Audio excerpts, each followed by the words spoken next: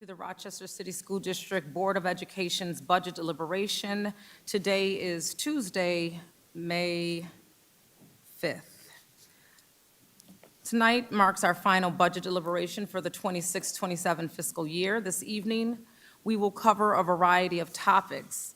If you all recall, we had an opportunity to deliberate or get some presentations and information regarding pre-K, community schools, parent centers, home and hospital, and RIA in our last discussion. This evening's presentations will focus on our social emotional learning, special education, food service, and information regarding athletics and transportation. This will be followed also by a final budget deliberation, providing an opportunity for commissioners to ask any outstanding budget-related questions. So I hope we all have our budget books. We will close the evening with a brief special meeting for the consideration of resolutions and an executive session. At this time, we're going to, again, start our conversation focused on presentations. I'm going to turn the mic over to Superintendent Rosser at this time. Yeah, thank you very much. It's good to be here today, and the team and I have been working to make sure that our commissioners as well as our community have greater clarity around certain programs that will certainly have a prominent place in our budget for next year.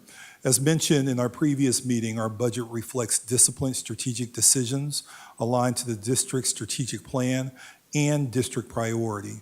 It directs resources to classrooms, strengthens literacy, expands student supports, and sustains safe, modern learning environments.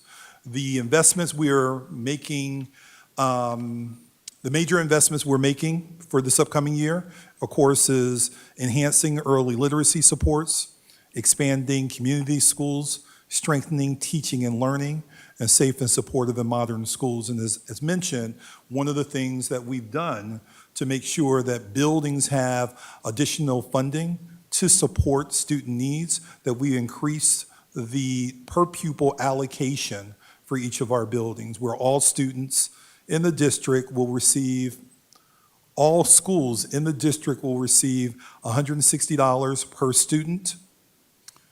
If a student has an exceptionality, that will be an additional $60. And if a student is determined to be an English language learner, that will be $60 in addition to the $160 as well. Tonight's presentations will proceed as follows. We will have Chief Scott presenting on food service, and he has his Director of Food Service here today to be able to answer any questions commissioners may have regarding food service. We will then have a presentation by Chief Swan on Department of School Culture and Climate, Special Education, and then I also see that we have Chief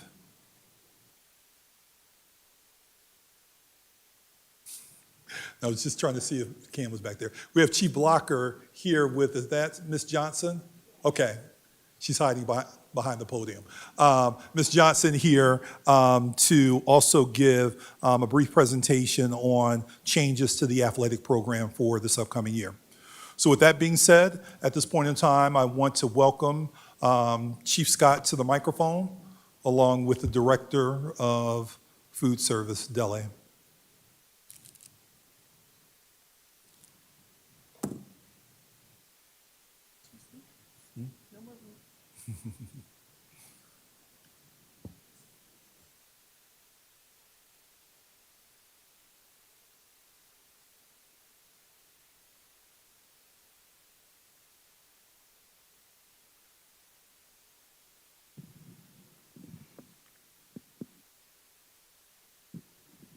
Microphone check.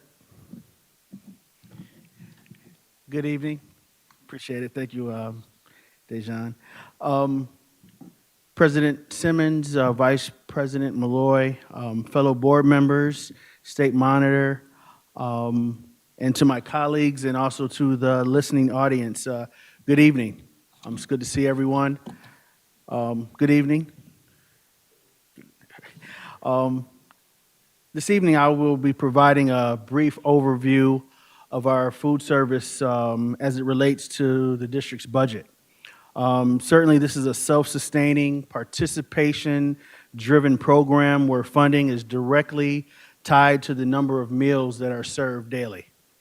I am joined this evening by our Director of Support Operations for Food Service, Mr. Bandeli Akani, who is available to provide any additional insights or clarification the board may have or may require. Mr. Deli and his team, I just have to say, continue to identify opportunities that constitute and strengthen and expands our food service operations, and it ensures that we are meeting the needs of our students while also maintaining fiscal responsibility. And it's certainly been a blessing to work alongside Mr. Deli and his team.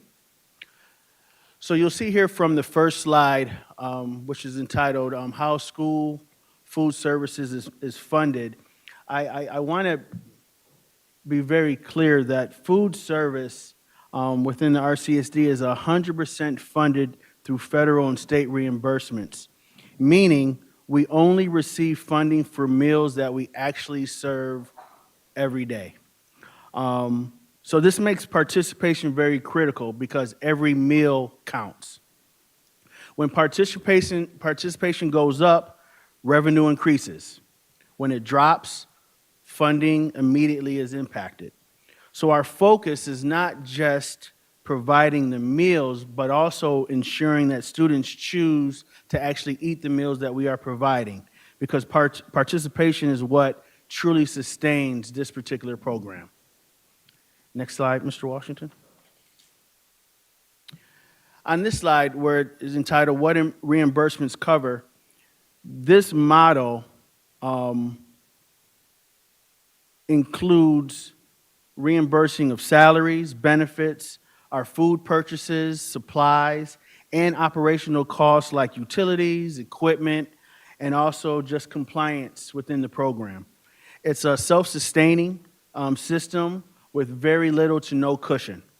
So when participation declines, as I said prior, it directly impacts our ability to maintain and service at certain levels. That's why protecting our participation is very essential to keeping the program fully operational. These have been conversations that we've had with each of our principals at the various schools, knowing that sometimes we do want to maybe not necessarily limit how many lunch periods we have, but certainly if you're in a school, you do want to make sure that you kind of maintain a sustainable lunch period, but at the same time, what it doesn't do, it doesn't provide at times, due to the amount of students that we have in our schools and also within our lunch periods, providing them the opportunity to fully participate in each one of our meals. So this is a conversation that we've continued having with our principals, and it has certainly gotten better throughout the years. Our next slide, Mr. Washington. So here, this particular slide speaks to, I know a lot of time, many times, which is one of the most important pieces, is student voice and really hearing from our students. And this is where we show that we have taste tests throughout the year. And this is something that Mr. Deli will speak a little bit further about. But we protect the participation, and Deli and his team make sure that the information that we receive through these taste tests is what we exactly do or provide within our menus. We listen to our students. It's data-driven. I know a lot of times some people wonder, well, can food service, can you put numbers? Of course you can put dollars and cents, but we also put percentages on the meals that students like or dislike within us putting together those menus. So before investing district-wide, we test items with students to see what they actually like.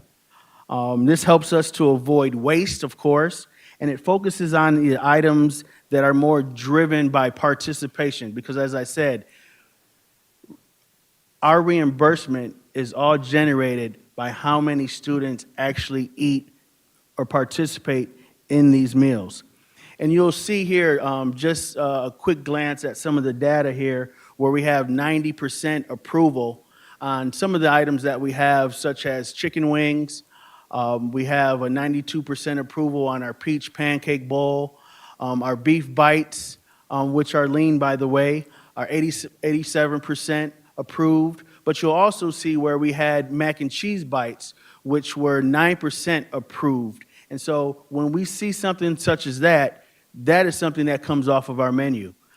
So this directly shows how we actually do partake not only just in providing these tastings, but actually listening to the feedback that we get from those particular items. And at this time, I'm going to let Mr. Deli kind of speak a little bit more and give maybe a little bit more in depth into what those tastings actually look like. Thank you, Chief Scott. Appreciate it. Good evening. Thank you all for having us here this evening. Just like Chief Scott stated, for example, the chicken wings, we combined that with the mac and cheese bites. The kids loved the chicken wings. They rejected the chicken bites. We said, okay, we removed the mac and cheese bite because they didn't like it. Now we have chicken and wings. We have chicken and onion rings. They love it. So those are some of the examples of taste testing we conduct based on acceptability, then we put them on the menu. We listen to our kids, regardless of what we think, what we feel. If it's not acceptable to our kids, we're not going to put them on the menu. For example, we've conducted about 19 taste testing. As we conduct them, at times we conduct earlier in the year. However, we've procured what we're going to serve for this school year. Then we have to wait till the following year to bring those items in. Because with the government, for example, February this year, we know what we're going to be serving next year already, because we have to assign allocations to those items in order to receive them from the government. So taste testing is very intricate to what we do in school food services. Our kids, they are the voice we listen to 100% of the time.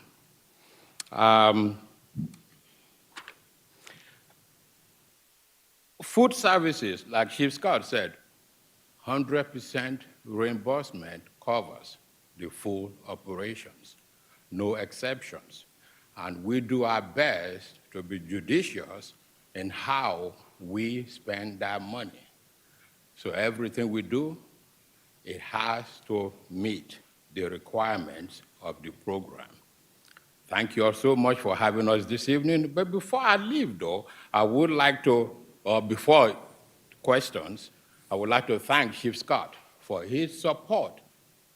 He highly supports our programs and support the team also. More importantly, I would like to thank my team as well, my people. Without them, nothing is going to get done. They come to work 6 o'clock, 6:30 in the morning. They've done a lot to get ready to receive our kids before people even start waking up and what have you. They are incredible people, and I am mighty proud of them. Without them, I can't do what I do. So I just want to publicly seize this opportunity to thank them so much for what they do day in and day out. Yeah.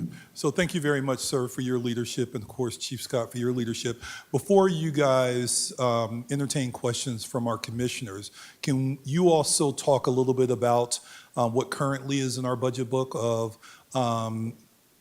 26.5 FTE equivalents that are no longer needed in the district? Can you talk a little bit about how we arrived at that number and what is generating that number?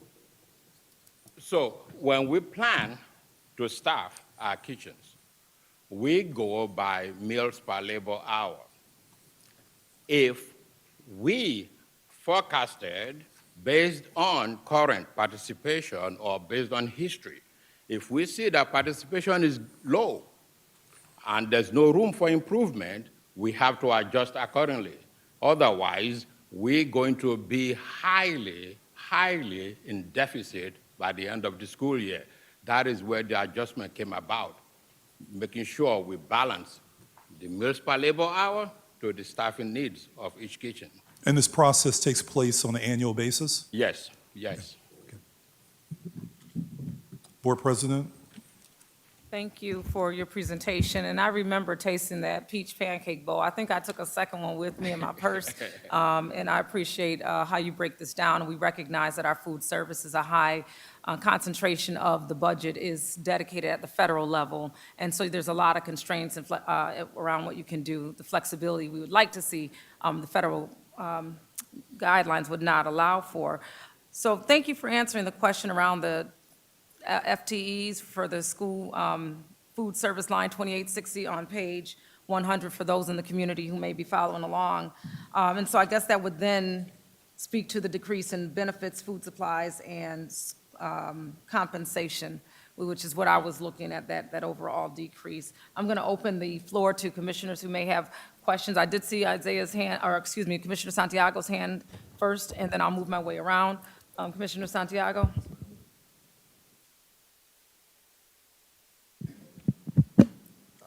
Thank you for the presentation. It's a good presentation, but for many of the board members who have been here, it's more of a recap. I mean, many of the stuff inside of the presentation is stuff that we already knew, and I do wish that it was more about the budget and specifically about the concerns that the board submitted when it came to food services. And so I would like, a better explanation on with the cuts of these FTEs and the decreases that we have in the budget from our food service department. How will this be impacting the quality of food? Where are these cuts coming from? I'm lucky to have a grandmother who has been working in Franklin since I was born as a food worker. And I know a lot of times they are understaffed and overworked, multiple of our food service workers. And so I'm just wondering, with these cuts, how is that going to affect our food quality for our students? I do also know once we start getting a little low on labor, sometimes we resort to packaged food and processed food instead of actual food that we're cooking inside the buildings. And so the presentation was good, definitely for our new commissioners who haven't been on the board, but for us it was more of a recap. And then right now we're trying to talk about the budget, and I think it's important for us to get to the root of the conversation. That is a very good question. I'm glad you asked that question. In food services, since we said we'll deal with meals per labor hour to determine how many employees we're going to have in the kitchen, the opposite is also true. If participation increases, we have to add more employees there. So if the meals per labor hour calls for additional employees, then we will have to make an adjustment. But how would you do that if we've budgeted for no other employees in our FTEs? Again, since participation results or reimbursement results in number of participation, guess what?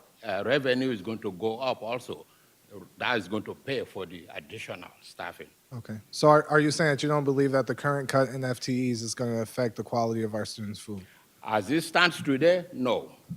Okay. But when participation increases, then we can add more employees to the. And so I'm also wondering, these cuts, where are these cuts coming from? Is it specific schools? How was these decisions based? I know that you talked a little bit about attendance and things of that sort. Is it from schools that have lower attendance, or are you guys just going to figure out the cuts after?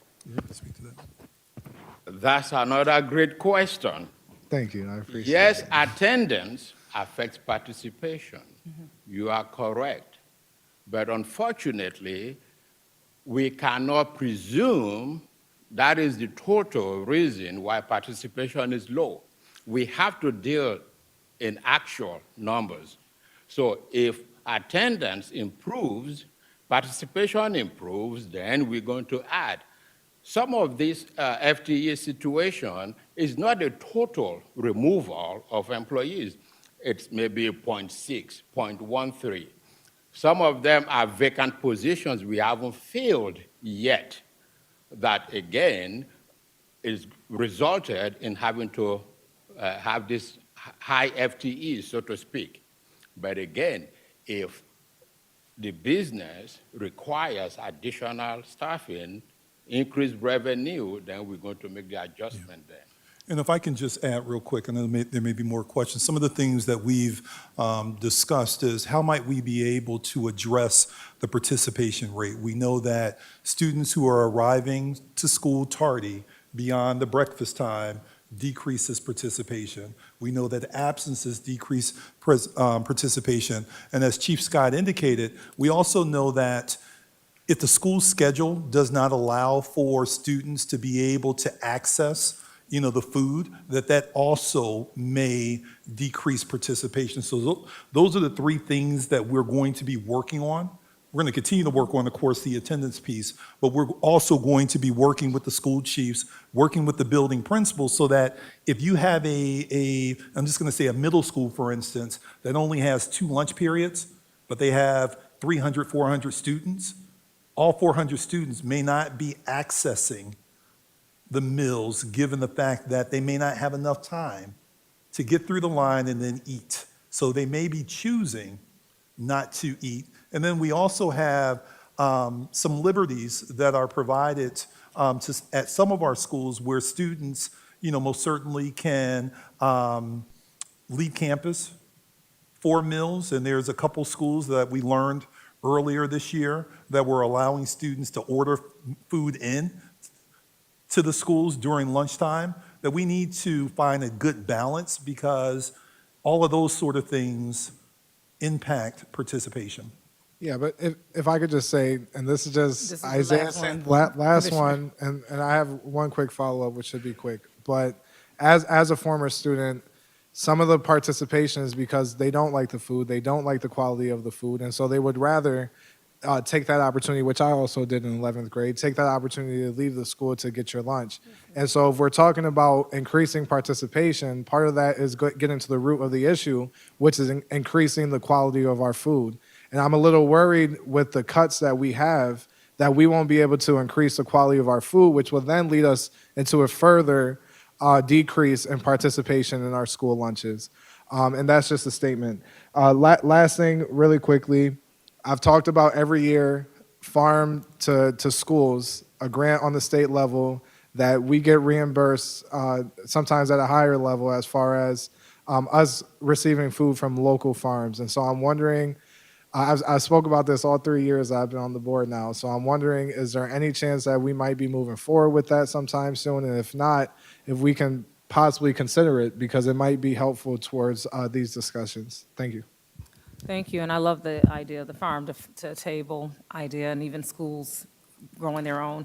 I was going to ask you, and then, do you have a question as well? And the percentage of, I just lost myself, hold on. There was a percentage that you gave on something, but I think you said, and I want to make sure I heard you properly, that the FTEs will not necessarily be all employees going away, but there may be less hours and distributed differently and things of that nature. So I did want to kind of elevate that. I'm going down the line. I'm going to go to Vice President Malloy, come back to you, Commissioner LeBron, and then work my way all the way down. Thank you. Hello there. Thank you so much for your presentation. And Delhi, I've visited many times, and I remember during COVID, caused a bit of a ruckus then. So food service has always been a passion of mine and something I've advocated for. So I'm concerned about the cuts, but more so, I'm concerned, I'd like to have more information. I know we're doing the tastings with our students, which is fantastic. We should be doing all that, and I can attest that my 4 children love the peach pancake bowl, whatever it is. They do rave about that, and they've all complained about the mac and cheese bites, so that the data supported that there, so thank you. So I think it's great to continue doing that, and I love the fact that you've allowed commissioners to come over the years to have taste tests as well. I guess I'm just a little concerned. I'd like to know the percentage of the food that we are serving our students, what percentage of that is packaged or processed food?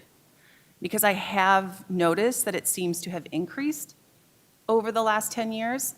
And I know that we used to partner with some, farm to table type organizations. I understand there were some distribution issues and an inability to get the amount that we needed for a district our size. So I know that there are those limitations there, and I can appreciate that.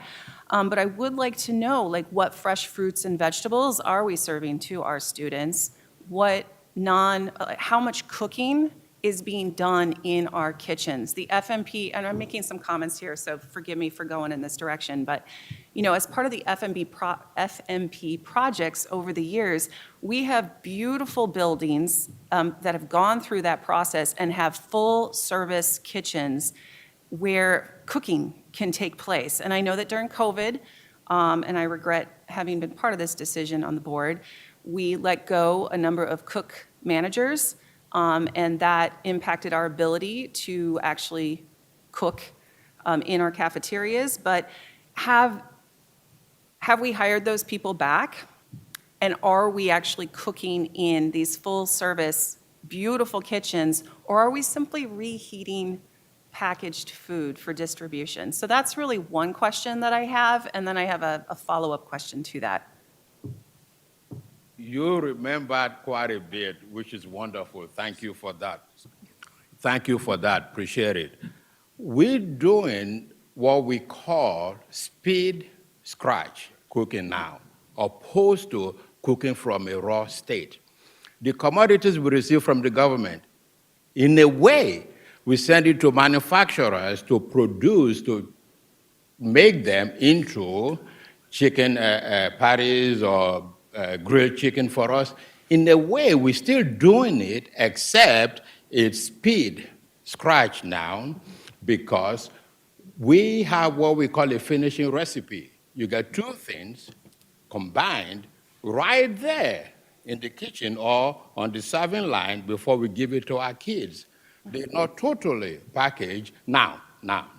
Some schools, depending on the configuration of the kitchen, yes, they receive packaged meal because the kitchen is not big enough or cannot handle freezing or keeping food there. So we have to get them from central kitchen to send them to the schools. Okay? So that we do speed scratch now, opposed to scratch cooking. Okay. So there is some cooking taking place, Yes. even if it's the speed scratch Yes. method. This next question that I have related somewhat to that in terms of reimbursements that we get. The more meals that we serve, the more that we are reimbursed. What percentage of our food service budget is spent on charter school food? It's my understanding that we are providing the food for all of the charter schools. And I'm Yes. wondering how much of that, I know that this is all reimbursable, but do we benefit from that in some way by serving the charter schools? Or would we save money by consolidating our own costs? I guess I'm just wondering if we would save money and be able to provide more options for students with that saved potential revenue. As a department, we operate on a break-even basis. Whatever we do with revenue or expenses, at the end of the year, we have to break even. Occasionally, we may make extra, but not to the amount where it's going to be huge to make a big difference. Because whatever we receive, we reinvest it back into the program. I remember, a few years ago, when you came, we were upgrading our kitchens into a hybrid model. We were using our surplus then to upgrade our kitchen. You are correct. That is exactly what we did with those surplus. So now, with the way things are going, expenses are climbing, eating into the surplus. So surplus is not designed to be a long-term thing, but break even, it's how the program is designed to function. Okay. So if we serve charter schools, we're looking at changing the way we're serving them currently. So maybe next year we come up with a different way to serve them to realize some of the gains you're talking about. Okay. And then I I'll let other people go. Thank you very much. Okay, so I'm going to go to Commissioner LeBron and then work my way back down. Yeah, I want to just reiterate the Fed limitation piece, that yes, it's reimbursement on the feds, but it is still a policy and district and administration and board choice and decision to not put additional dollars into food services. Even though it's a reimbursement, it does not mean that we cannot invest more dollars to make sure that our kids are eating better. And that is our decision to make as a board and an administration. So I want to be clear for the listening audience, because this came up a few years ago, and which was part of why we did make the investment of putting more dollars into food services, which I am still concerned that the Strait of Hormuz is still closed. I got gas at $4.99 today, and it was $3.99 about 2 weeks ago for me. So I just want to point out that in just about a week and a half right here in Rochester, even though that strait is all the way out there, gas is being impacted here. That is one small but big, big thing for us in this district, is our food services the food being delivered, our drivers having the ability to deliver the food, even in these hybrid kitchens. But also has a ripple effect, especially with the tariffs, on the supplies that we use to feed our children with these things. So if we think we're going to keep spending 10 cents for a styrofoam, and I'm just throwing that out there, we're not using styrofoam anymore, but 10 cents for a styrofoam cup, it is going to be $1 or $1.25. So this is an area we should not be shorting ourselves, but understanding that there has to be some sort of balance. I actually, and sitting here, was thinking about this, and in the past, the board has done this in the past, is direct the superintendent and the administration through a resolution to put the equivalent amount of the 24.5 FTEs and their fringe benefits associated with that as a restricted budget item line in the fund balance, only to be used as needed for the 26-27 school year. And then I wasn't sure about our reimbursement turnaround, but clearly if the need is there, we should be planning for the money to be there, and we won't know if the need is there till school starts and we start seeing what the participation looks like.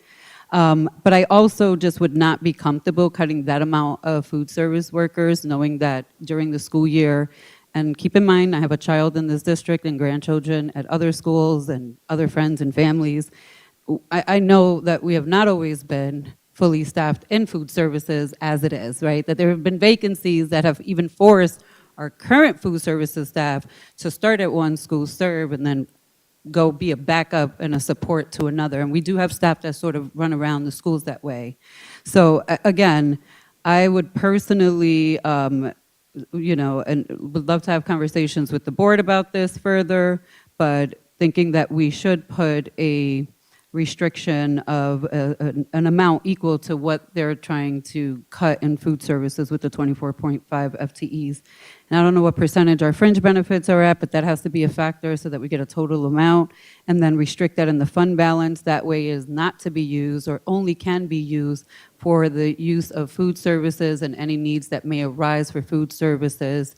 And that should include potentially additional costs for the food itself, because if we think we're not going to be impacted by farming and the ability to access fruits and vegetables and other foods, we need to be preparing for impact, which is that's unfortunately not happened yet, but will start impacting us come the coming year. Finally, I just want to say that with this new SNAP changes for families in Rochester, many of our own children are going to be directly impacted by something that they have no control over. None whatsoever. They're at the mercy of their adult doing what they need to do and making those connections with the county to keep their SNAP going. And I do think that that is going to increase the participation, whether kids like it or not. And unfortunately, I wish it wasn't the root cause of what will drive up participation, but families not having the ability to buy food and maintain food and meals in their home will absolutely increase our participation. And those SNAP changes went into effect with penalization May 1st. So by the time the September rolls around, we're gonna have real families already sanctioned, and those sanctions are 3 years. So that family, if they get sanctioned for 3 years, they will not be able to reapply or gain access to food stamps for 3 years. And those are not changes that we like, but those are federal changes that are here and will be impacting the families that stay here, are going to school here, and that we all serve in this community. Thank you. Thank you, Commissioner LeBron. Just ask a clarification. And they do have families actively right now looking to see if they qualify and if they will be impacted by these changes. Superintendent Ross, I'm going to allow you to respond and also ask you all, do you have a plan for increased participation based on some of the dialogue we just had? If you want to answer that question first. Can you please repeat the question? Do you have a plan? So Commissioner LeBron just brought in around these SNAP benefits and anticipated that some students who don't like the school lunch may have no choice but to engage in the school lunch because they're in a position where they're at home, they've been compromised. And so that could emphatically increase participation, wondering if there's a plan for those type of things financially, how are we allocating dollars in the event that participation were to surge unexpectedly, or have we done anything like that?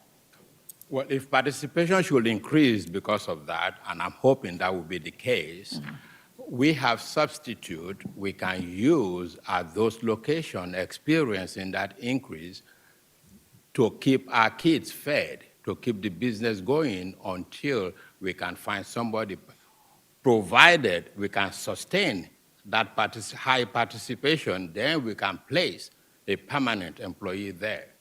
Because again, we have to be judicious in the way we spend the money. Can you also speak a little bit, because what you were sharing with me when we met a few weeks ago was how we're currently using fund balance to support the food service operations. Can you share with us a little bit more deeper, how much we've been using annually and how much is left in the food service fund balance? Don't quote me. I think we have less than $1 million left in fund balance.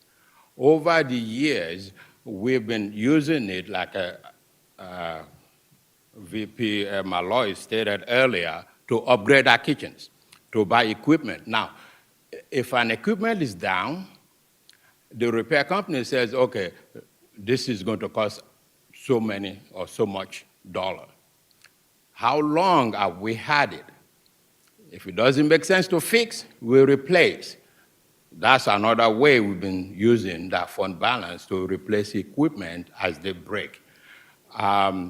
We also use it to improve meal quality as well, because based on your feedback when you came to Central Kitchen, we've now introduced a salad bar at all of our locations where possible. Again, it comes at a cost. We found our little ones, they enjoy it, and that is the goal. We want to start them little, so as they grow, they get used to eating fresh fruit, vegetables, and salad, things like that. So we've used them, the fund balance that is, to upgrade our equipment, to upgrade our kitchen, to upgrade our meal offerings also. Did I answer your question, sir? Yes, thank you. Thank you. Does Commissioner Simon, I can't see. Okay, Commissioner McCullough? Yeah, how you doing? I do have a question. You mentioned that some of the FTEs that are being cut are positions that you could not fill. How many of those fall into that category? I don't have the exact number, but we can get you that information, because in my mind, I'm looking at several schools, but I can get you that information later. Okay. And then also, I know Commissioner Malloy mentioned about the charter schools. When we send staff to the charter schools, correct, from the kitchen, how does that actually impact our budget? Well, we get reimbursement, 100% reimbursement for the services we render to charter schools. So that is what we use to pay our employees at the charter schools. Okay, and then how does that impact our district schools then having to send out people to the charter schools? In terms of staffing, it does not. It does not. So No. those staff members are accounted for Yes. for that purpose to be sent away and not have to. So when those staff members are like off, or sick, or out of long term, how are they replaced? Are they then taken from our staff at the district schools? No. Okay. We have substitute base we use to cover. Okay. No, we do not take from the district, no. Okay. So yeah, so thank you. I appreciate those responses, and I would definitely like to know what those positions are that have not been filled. How many of those are reflected in this, what is this, 26.5 positions that are not carried over? How many of those are that? Thank you, sir, sure. Thank you, Commissioner McCullough. Commissioner Griffin?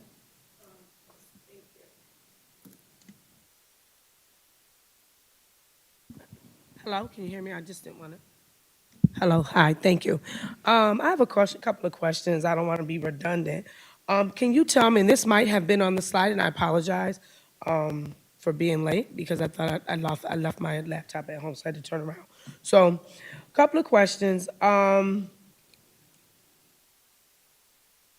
My biggest concern, and you probably did discuss this or say something about it, and again, I apologize if I'm being redundant. The food waste is a big concern for a lot of people, and it's a lot of food that is wasted. What are you doing about the food waste and the cost that is attached to that? Because it would be interesting to see at the end of the day all of the food put in a dump truck, just per se, to see how much food actually is wasted and not eaten, because a lot of the kids do not eat. So I want to know, have you ever calculated or actually added up all of that food cost to see how much it would cost, the wasted food would cost? No. To answer your question directly, no. However, though, food waste is inevitable. It's part of the business. It comes with. What we do in those situations is, for example, the system we use have historical data. If I see that on this day, these specific menu items didn't go well, I will adjust my count for the next time when it comes back to the menu. That's one way we control food waste. The other thing is, yes, some of our kids may not like some of the things we offer because it doesn't have things that they, so to speak, used to at home. Based on the feedback we received from at least 5 of you have been to Central Kitchen already, and we listen to our students also, we have flavor stations where they can add bus sauce or shakers and whatnot to flavor their food. That will minimize the waste. Additionally, we must provide vegetables or fruits, and we must offer them. When the kids receive the vegetables, chances are they're going to throw them away because they don't want it. However, though, we must offer them either the veggies or the fruits in order for a meal to be reimbursable.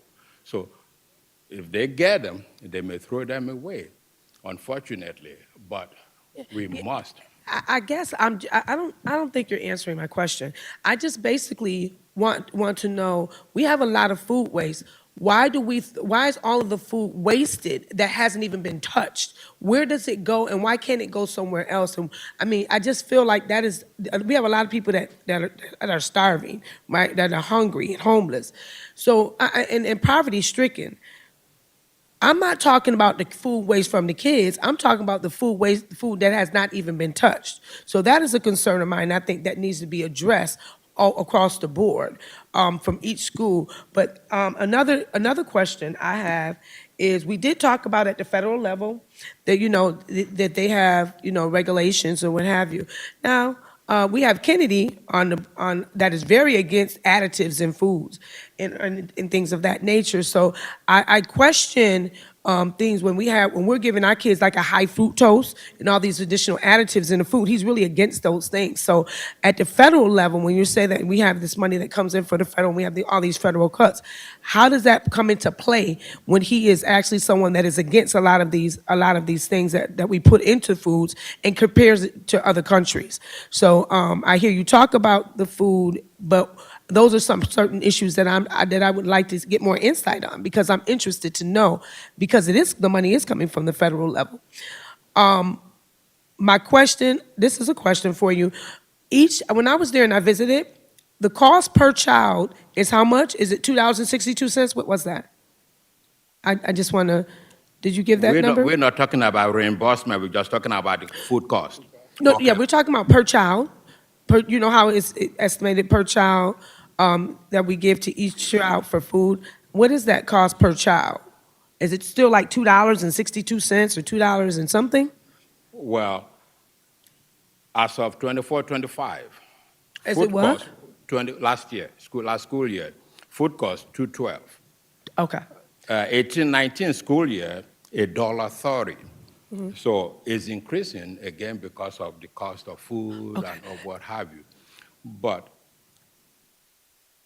What is your question? So it did increase right, a couple of cents? Okay, so if you calculate from 2019 to 2020, our lunch or food services was like an $8 million, over $8 million. It is now at like 24 million. Is that accurate? No, Or no, how no. high has the food increased from 2019 to 2026, where we are now? no. What our is- budget is 24 million, 26. Okay, that is the total budget for everything to run the department. Now, when it comes to food itself, 2019 was $9.8 million. Currently, as of last year, $11.1 million for food cost. Again, $11.1 million. And how much is that is the federal part? I just wanted, federal? All of it, okay. I just want clarity, okay. This is the last thing I want to say. We have a lot of children that eat the pizza, and the pizza's in plastic. We know plastic is contamination and causes different things in kids. Why are we continuing to microwave kids' food in the microwave for the pizza? I have a big concern about that. I know a lot of people are against microwaves and microwaving the kids' food, but yet we're supposed to be a healthy environment and a safe environment for our kids overall, but we are continuing to microwave food. Can you explain that? Okay. You're talking, if I'm not mistaken, I don't want to put words in your mouth, you're talking about the Galaxy pizza we serve for the little kids. Years ago, we never served pizza to the kids. However, we looked, when we go to food shows, things like that, we let them know what we're looking for. They developed an item that we can serve to our kids. The Galaxy pizza is like an individual serving of pizza for our kids. Whatever is wrapped in, I can assure you, is food safe. And everything is cooked in the oven, not in the microwave. They're all cooked in the oven.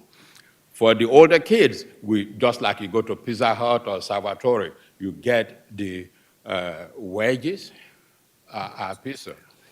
The little ones, we want to give them pizza also. That is why we source the Galaxy pizza for the little ones, so we don't want to leave them out. Okay, can you do one thing for me? On line items 5410, 5450, 5452, it's on page 102. What are those particular line items? What goes under those, the cost? Specifically, when you have the food for resale and provisioning, you have it noted here, but what items go under that? Forgive me, I don't have a budget in my presence here. But you said food for provision, you said? Yeah, 5410 in particular, because it is a budget line item, and it's at 10,521,287.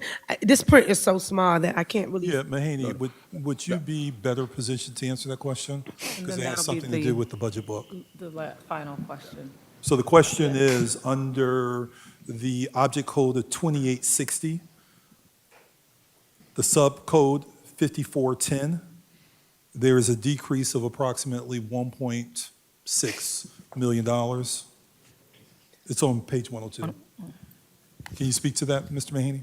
Yeah, so the 5410 is the actual consumable food. So that is your actual fruit, vegetables, consumable foods.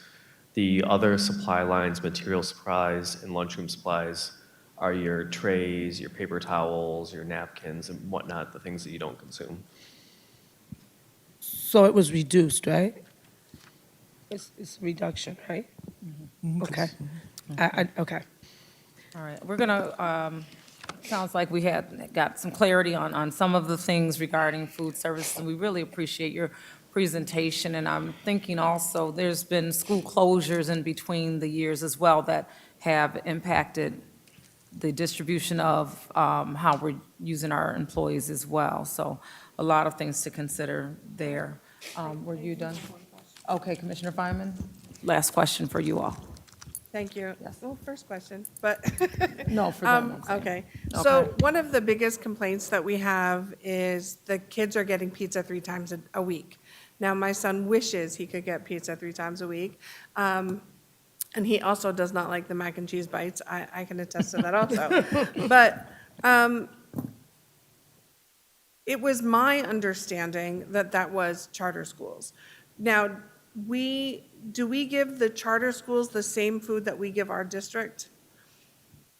Yes, ma'am. Everything we offer on the district side, we offer on the charter school side as well. I need you to repeat that. Oh, I'm sorry. Everything we offered to our kids on the district side, we do the same for the charter schools. No deviations, no differences. It's exactly the same thing. The only exceptions would be if they didn't have a kitchen to cook in. That Yes, makes ma'am. sense. Like my son, I think he's going to be jealous about the peach pancake. I don't think he's ever had one because he didn't have an environment. They get packaged food for breakfast.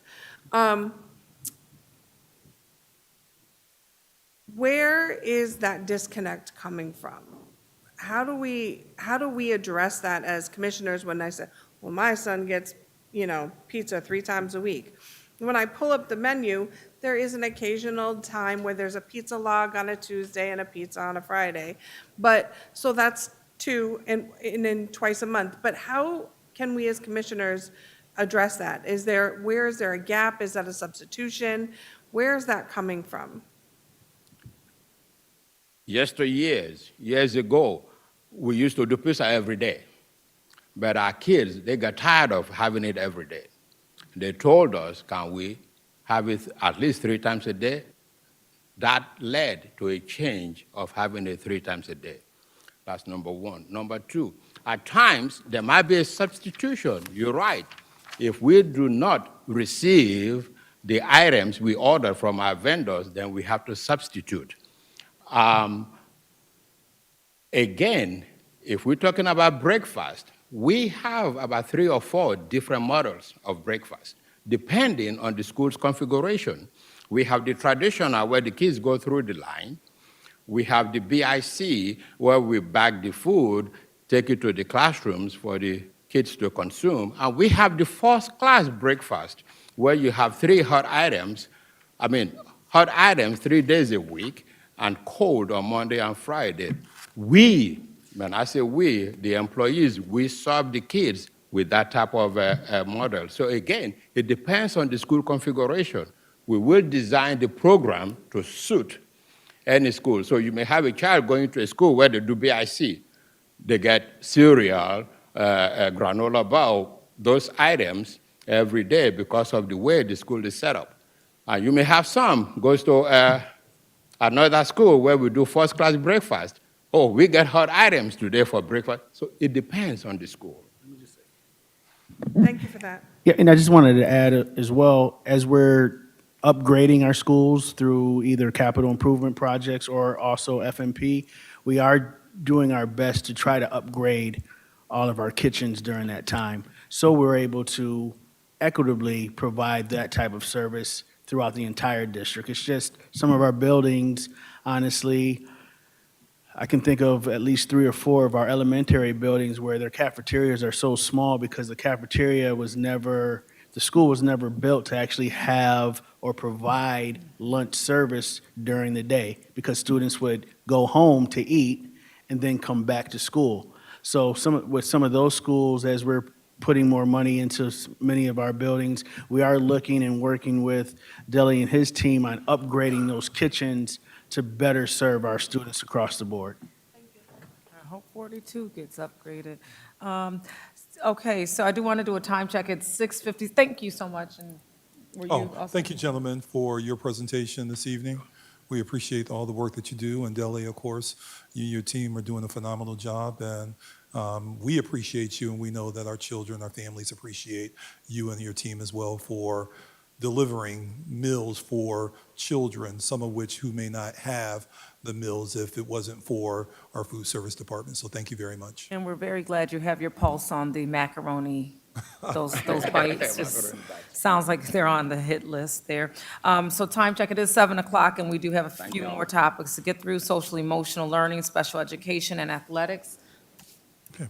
So at this point in time, we're going to invite Chief Swan to give an overview of the Division of Student Support Services, more specifically the Department of School Culture and Climate. Chief Swan? Thank you. Good evening, President Simmons, Vice President Malloy, Commissioners, State Monitors, and Cabinet members.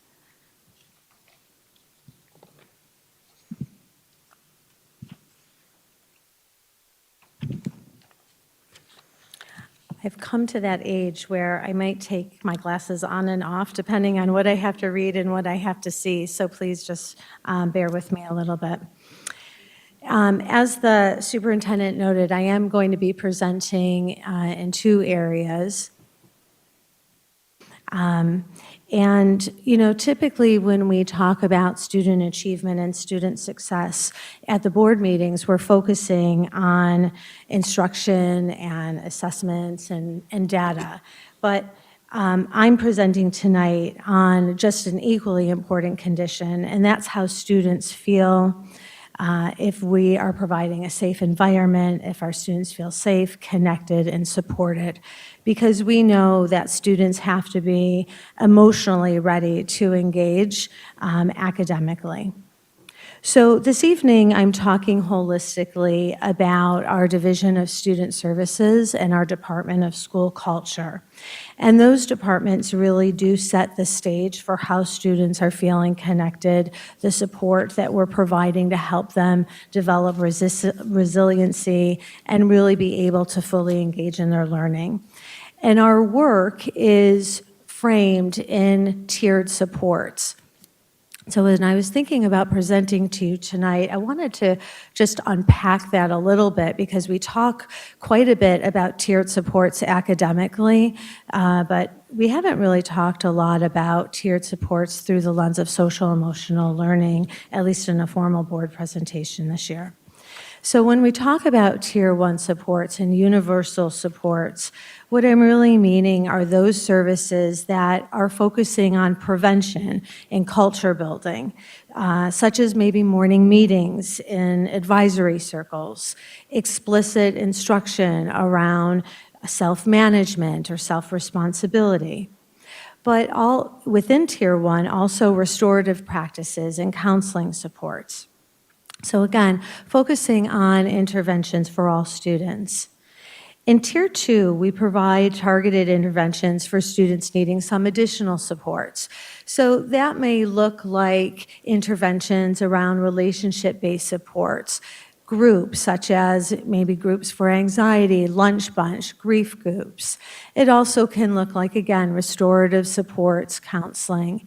And then we move into more intensive supports or things that we would label as Tier 3 supports. Those are really individualized student supports, perhaps looking and doing evaluations on students' behavior and understanding their behavior, developing personalized intervention plans, connecting families with community services, crisis intervention, very individualized, intensive support. So our goal across all of these tiers is really to provide strong, universal supports for all students, timely interventions for those students who are beginning to struggle, and intensive individualized supports for those students who really need that level of significant support. So when we think about those, all of those tiers and that holistic design, we really thought about that entering into our staffing and our budgeting work. And really, our staffing decisions this year were guided by a principle that we want students across the district to have equitable access to all 3 tiers of support, regardless of the school that they attend. So when we looked at the resources for students across the district and within all of the schools, we did find a misalignment in staffing across the department. And by that, what I mean is that we had an uneven access to critical student supports in our buildings. Some buildings were maybe overstaffed, some were understaffed, and really wanting to make sure that we, again, had equitable access across all of our buildings in the district. So we really took a holistic approach at looking at our budget and specifically our staffing. So our recommendations weren't really just about right-sizing numbers, but looking at all of the supports in our buildings around all 3 tiers. And doing so, also looking at where can we be efficient, where can we realign support services to meet the needs of our students in the particular buildings, and also recognizing and trying to be fiscally responsible in doing that. So our work started with thinking holistically about student needs and thinking about, oh, I'm sorry, if you could go back to that slide.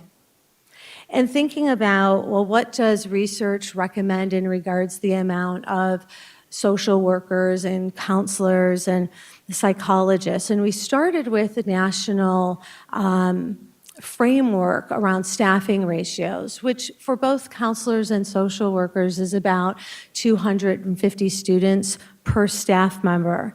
And then we really looked at what do the individual schools need? You know, I often say to parents when I'm meeting with them, and what I have found to be true coming into the district is that every school has its own personality and its own set of needs. And so we worked with building principals, our executive director, director of culture and climate, to really think about what data are we looking at, what is the student need, the dynamics of that building to help formulate our staffing ratios.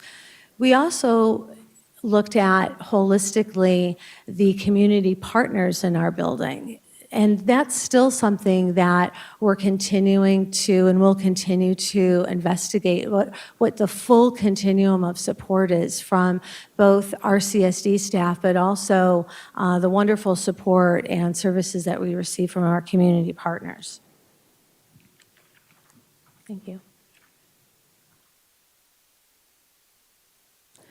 So in looking at our budget and making the budget recommendations that we did, we, again, in short, we really moved away from just a standards number-based model to, and what was in buildings historically, to looking at holistically our staffing needs, again, including our community partners. And we believe that our staffing recommendations really do support impact, so strengthening of our social emotional delivery, really aligning what our students need, what was recommended in our mental health ad hoc committee recommendations to support those explicit social emotional learning needs. Again, we are basing our staffing formulas on research and evidence-based practices. We're committed to our tiered level of support. So again, looking at what all students need and what that means for every community member in our schools. I was reminded yesterday and again today when I was having a parent conversation, SEL support just doesn't get provided through our counselors and or social workers. It's everybody who touches our students. And so ironically, I was meeting with parents, and one of the parents that I was meeting with shared that the person that her child ended up being so connected with was actually a food service person, somebody who went out of their way to know the student's name, know what that student wanted every day. And, we were talking about that particular child's behavioral plan, and the parent said it's really important that that food service be a part of the behavior plan. This is a connection, and that's just another example of Tier 1 intervention. So we need to have staff that can train and support and share that knowledge across our district. And again, and that's where culture and climate comes in, really strengthening those practices, including restorative practices, across all of our buildings.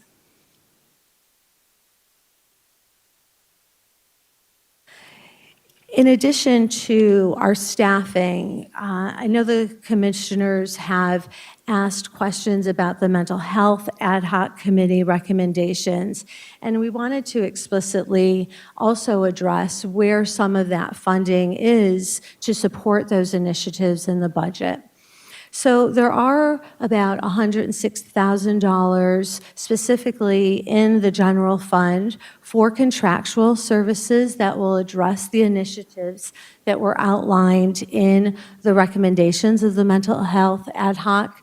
That also includes money towards supplies and materials and curricular interventions, as well as contractual costs. And then earlier this school year, we applied again for a school violence prevention grant. This is a 5-year, potentially a 5-year grant. We have been awarded the grant in the past. We anticipate being awarded again, but we won't know definitively, hopefully like by the end of June.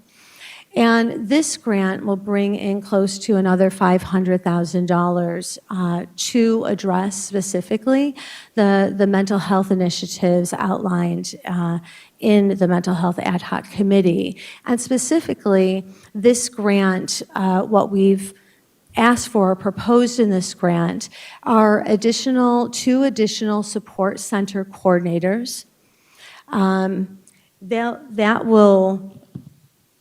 Excuse me, I have a few different pages.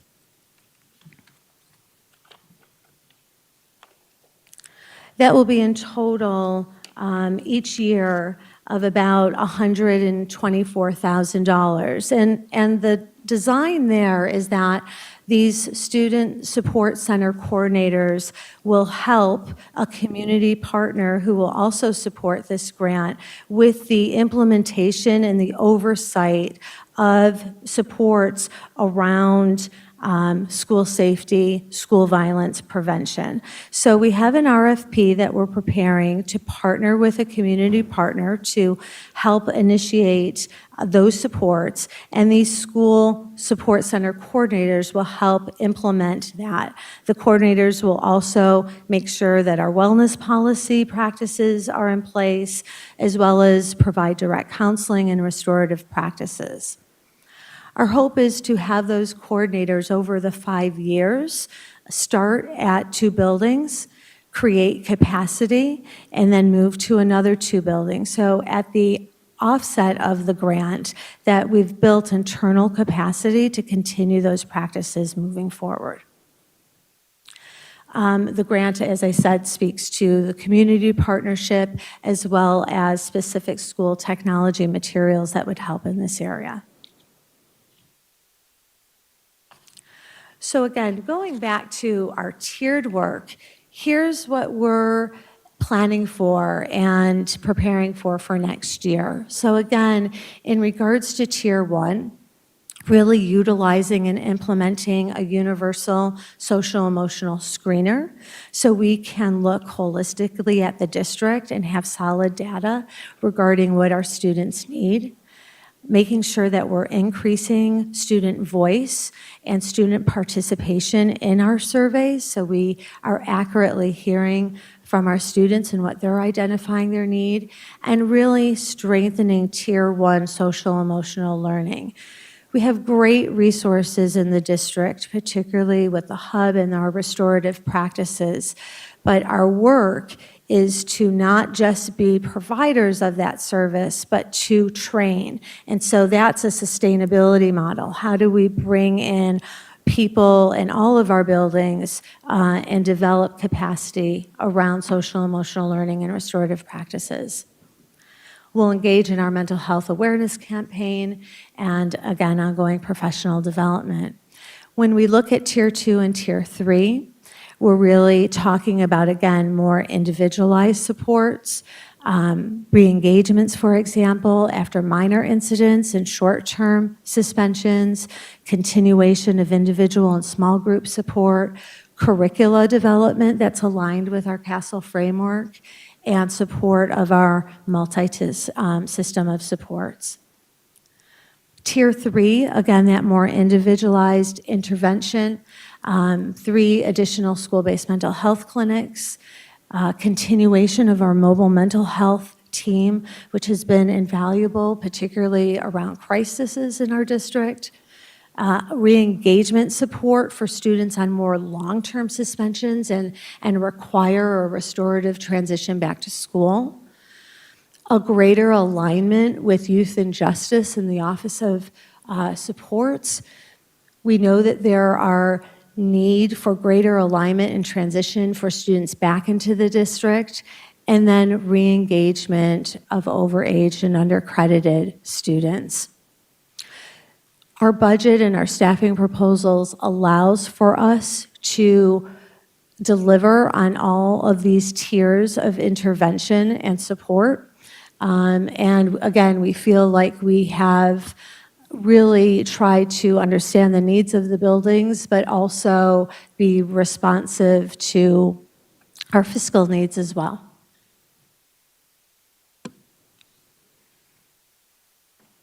So we're going to take a pause here because I do want to focus in answering any questions as it relates to SEL. This next set of slides really speaks to special education. One of the things I want to start off by saying is thank you very much, Chief Swan, for your leadership. And I know that you've been working very closely with Jess Norquist as well as Crystal Clark to prepare these slides. And I've been working with Jessica Norquist around the area, the Mental Ad Hoc Committee recommendations, and making sure that funding was appropriated or is appropriated for the activity there. One of the things I do need to say, and I've been saying this for quite some time, and will continue to say it because this is work that needs to be done. We currently do not have a well-established system of coordinated supports for our children. We have supports in our schools. However, some of those supports are not coordinated as we would like them to be. So in some instances, we have duplication of effort. Some instances, students are falling through the crack. In some instances, we are hitting the mark when it comes to providing students with the necessary support. It not only exists within our school district, but it also exists among many of our community-based organizations who are in our schools. And some of the work that we're going to be engaging in, we're having the conversations now, but some of the work that we're going to be engaging in next year is making sure that we're developing those coordinated systems of support. So with that being said, President, I will open it up for questions. Okay, thank you for your presentation. I'm going to first commit, if my colleagues are not in opposition, a question to the question log, because I don't think that the administration would have this prepared tonight. But I am interested, and it's not just now, it's something I've asked over the years, and I don't think we've had a strong pulse on the number of contracts that exist in our district. And Superintendent, you just spoke to so many different school communities and efforts that are taking place, separate initiatives. We have a number of contracts that exist in this district. I'm not sure if we have a strong understanding of the duration of some of these contracts, what the funding sources for these contracts are, and the total culminating cost for these contracts. Because when you look, some of these contracts serve a purpose in one space, and when you add it all up, it's like, whoa, wait a minute. And I don't even think we have a pulse on the return on investment for our students when we get done looking at that information. So I don't know if Clerk Wynn was able to capture that, but is that something that you all would support? Because I do know that some of the requests that we put forward do require board support, so I do want to, Yeah, oh, sorry. go ahead. No, I was going to say that, our major contracts right now, particularly in the SEL space, have to deal with Center for Youth as well as our contract with the city for Pathways to Peace. So those are our major contracts. We do have smaller contracts. As the board voted on in October, a contract with the Gandhi Institute is a smaller contract. We have a smaller contract with Hillside. We have a smaller contract with Teen Empowerment, I believe, and other smaller contracts, but we can most certainly generate that through working through our grants department to get that information to our commissioners. The one thing that we will be challenged with, and this is one of the reasons why we also are going to be seeking an evaluator for this upcoming year, is really trying to determine what is the return on our investment. Mm-hmm. That's something that is not readily available. I'm not saying that it's impossible to bring forward, but at this point in time, we don't have anything comprehensively sharing with us what our return for investment is at this point in time. That makes a lot of sense, and so I appreciate that. So I'm going to commit that to the question log.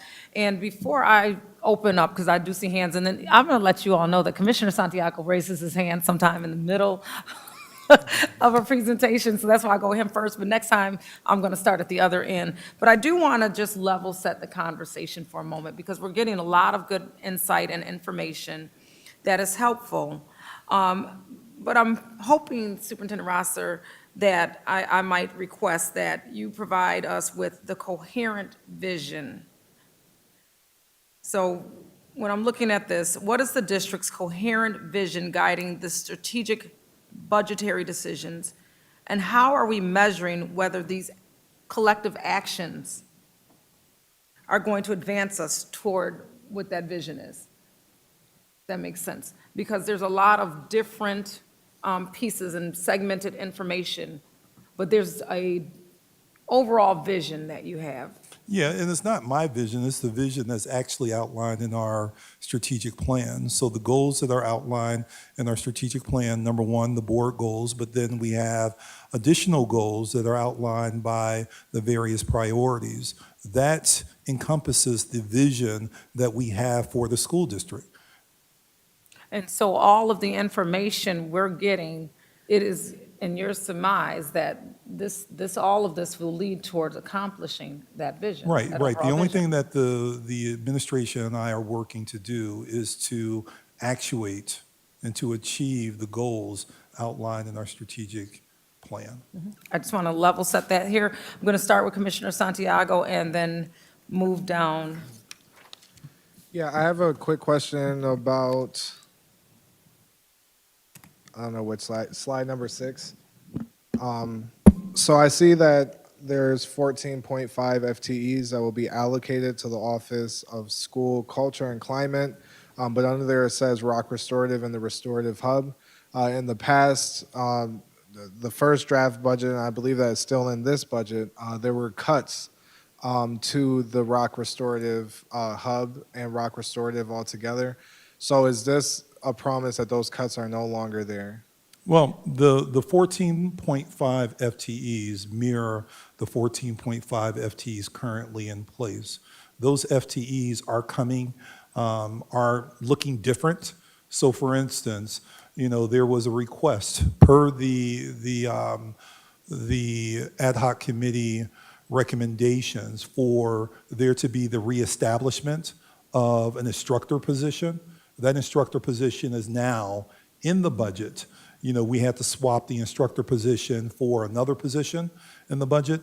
We also, given the additional responsibilities of the Rock Restorative team, More specifically, the Office of School Culture and Climate have added an additional administrator. We are shifting, per the requests of Ms. Norquist, we are shifting additional Center for Youth staff over to that department. And the bigger piece that we're looking to do is to merge some of the responsibilities that are currently in other departments, such as agency youth, as well as youth and justice. We're looking to tear down those silos that currently exist and make sure that we're leveraging our staff members in a way where they're supporting children, no matter if the children are connected to a particular department or children are connected external to the district to a service such as the detention facilities, or a program, not a service, but a program. Okay, so there will be cuts from the Rock Restorative and the Hub, but in replacement, there's an extra administrative role? Is that what you're Yes, saying? but there's more than just the administrative add. Okay, So we're adding, as I mentioned, Center for Youth staff members, we're adding a staff person, and based upon the additional funding that we are waiting to receive from the School Violence Prevention Grant, there will be an additional 2 student support center coordinators that will also be allocated to this particular department.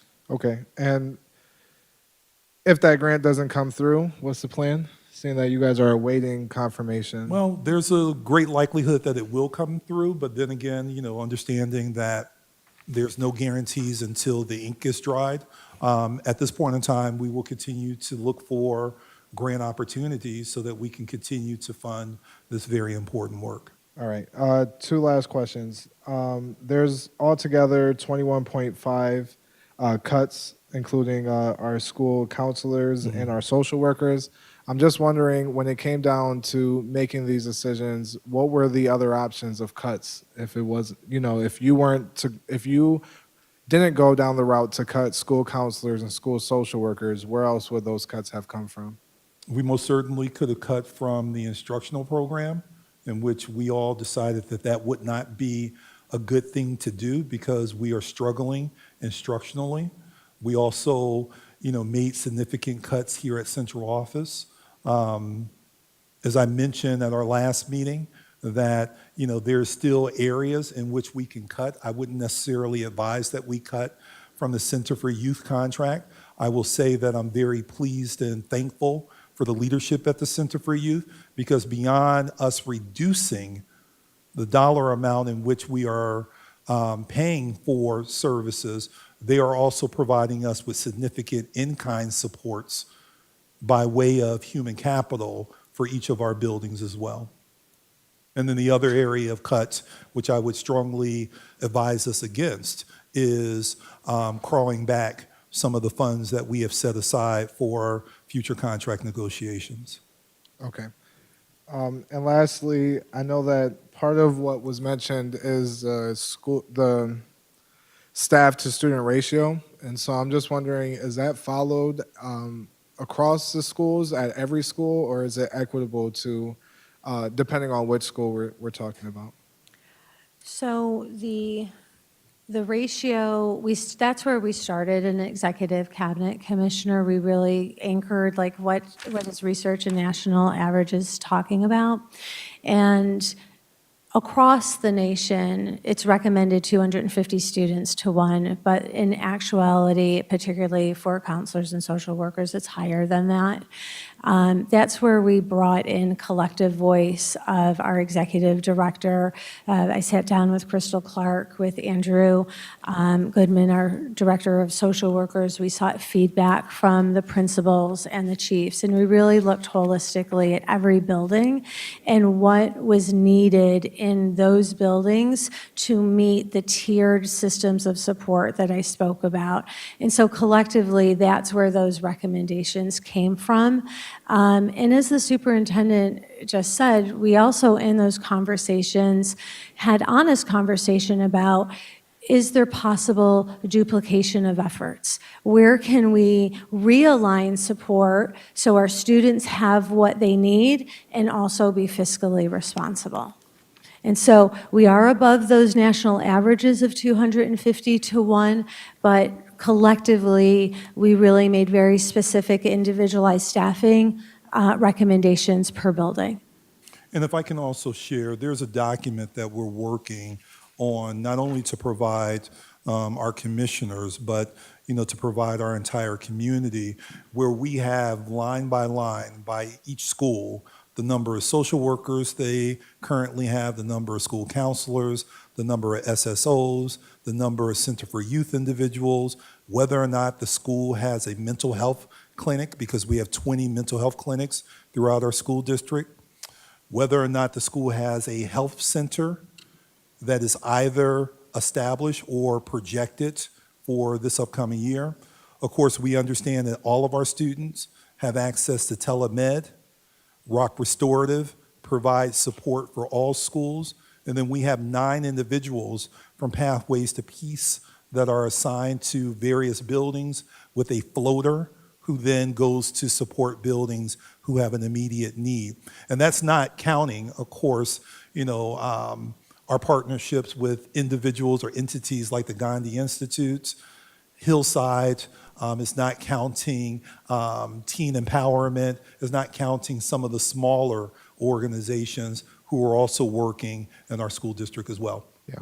Well, I don't think for next school year they can be counted because most of them, definitely on a smaller level, are being cut. I know we've been getting emails about the Gandhi Institute. And so I'm hoping that with these grants that you guys are sharing, that we consider making sure that they're in our schools because they've been a strong support for us. But I just last thing and last statement, the 14.5 is included with Center for Youth, administrative, and this is for Rock Restorative. This includes Center for Youth, administrative positions, and also our Rock Restorative workers. Is that what you're saying? Along with clerical staff, along with an instructor who will be supporting students who need extra time and attention with instruction. Okay, thank you. And I can provide you with a breakdown as to what that looks like. Thank you. Commissioner Feynman?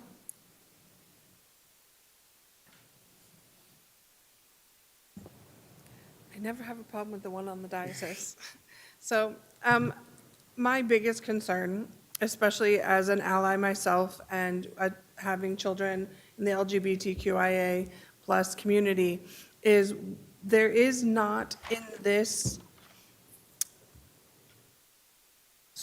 strategy that you're presenting any specific LGBTQIA plus information. And I know that some of the places that are going through are actually against some of these. So we need to make sure that we align, especially with the tragedy that happened just past a year ago. And we have places like Restore that are offering safe zone trainings free to the district. So I just want to make sure that we're engaging. Then not everything is going to have to cost us, but we want to make sure that we are engaging and protecting our LGBTQIA students. Thank you. Thank you, Commissioner Feynman. Commissioner McCullough? Hello, how are you? Hello. So I have a couple of questions. First question is regarding your needs assessment, because I saw that on, I think it was the third slide that you showed. There was a area where the anticipated impact, where it talks about you did grounded in needs assessments. Can you help me out understanding with what did those needs assessments actually, no, it says it's founded. They founded this in needs assessment. So this was already done, correct? It was, yes. Okay. And so with those needs assessments, how will the mental health needs of the elementary schools, how are those taken into I can't think of what I'm thinking about. How are those taken into consideration when you were coming up with this needs assessments and determining the counselors and where they were going to be going? So the results from the needs assessment and conversations really drove my last slide, which was what's next? How are we going to expand on our social emotional learning? Again, we've been really looking and assessing these needs and building needs and early elementary needs really from the onset of our budget creation, so that those conversations started in November and December, and speaking specifically with building principals and through school chiefs, what each individual elementary school was articulating they needed.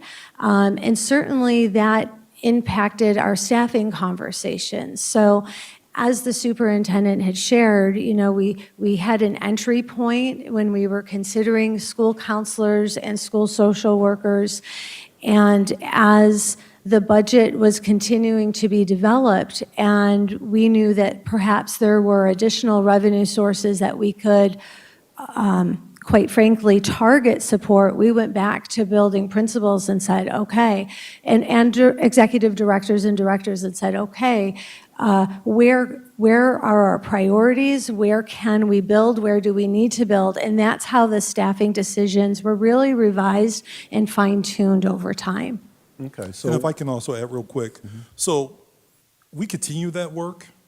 Even today, the team and I were able to identify an opportunity to restore 1.5 school counselors.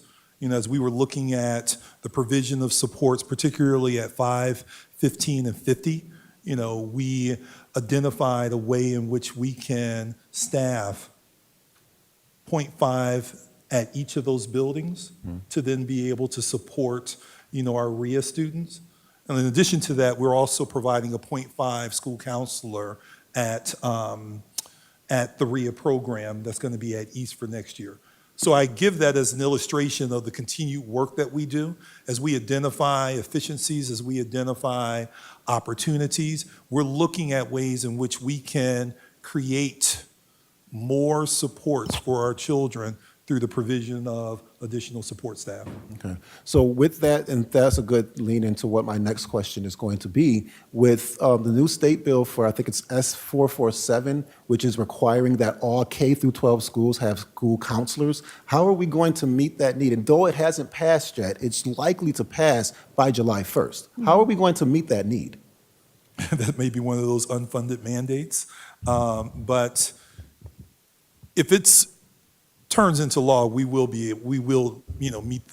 comply with the terms and conditions of the law. Okay. So, that, would be one of those unfunded mandates. I would hope that if that does pass, that is a part of what they're bickering about in Albany right now, that there will be additional funds to be able to support that particular piece. And I'm going to stress this only because I know now we do have counselors in our elementary schools, and we have been training those counselors for those roles, and we are the only city in the New York State that has been doing that. So if we end up losing those counselors, we will put ourselves at a deficit as a district.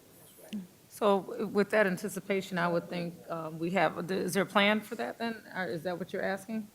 Yes. Anticipation Well, of I mean, that? he did say, what it would look like, but I just want to put it there that we will put ourselves in a bind because those counselors who we've been spending this time and this patience and training for elementary schools will go someplace else if we let them go. Is that it, Commissioner McCullough? That's it. Thank you. I'm going to do a time check at 7:35, and we've got a few more topics, and it's an important conversation.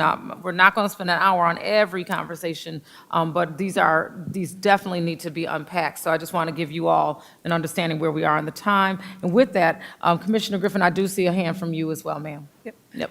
I'm not going to be redundant. I'm going to try not to be. I know that you showed data that was you provided to us. Out of this data, do we have classified and certified psychologists that are trained in cultural competency? Yes, all of our school psychologists are certified psychologists. I'm sorry, I didn't hear you, Ms. Wan. All of our school psychologists are certified school psychologists. Okay, and when I say cultural diversity, let me be more specific. Do we have, is it black and brown in our, as far as psychologists, how many, is it a balance?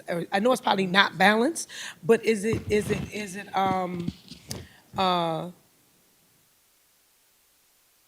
there an opportunity to make it more culturally diverse in the selection process of making sure that our district is diverse across those boundaries when we talk about the psychologists? I know we have a lot of psychologists that are black and brown, and I think there is definitely a need there. And even to Commissioner Dr. Feynman's part, I mean, her point was, we don't, the LGBTQ, we know there's psychologists that are in LGBTQ. We need to make sure that we're wrapping our rounds around all these cultures and all of these, anything that is causing an ill effect in our children's lives, right? If we're gonna do something, we gotta do it right, right? So we are as good as our leaders, and I'll always say that. And so we need to make sure that we're touching each one, reach one, teach one. We're touching every child that needs, where their need, to meet their needs, right?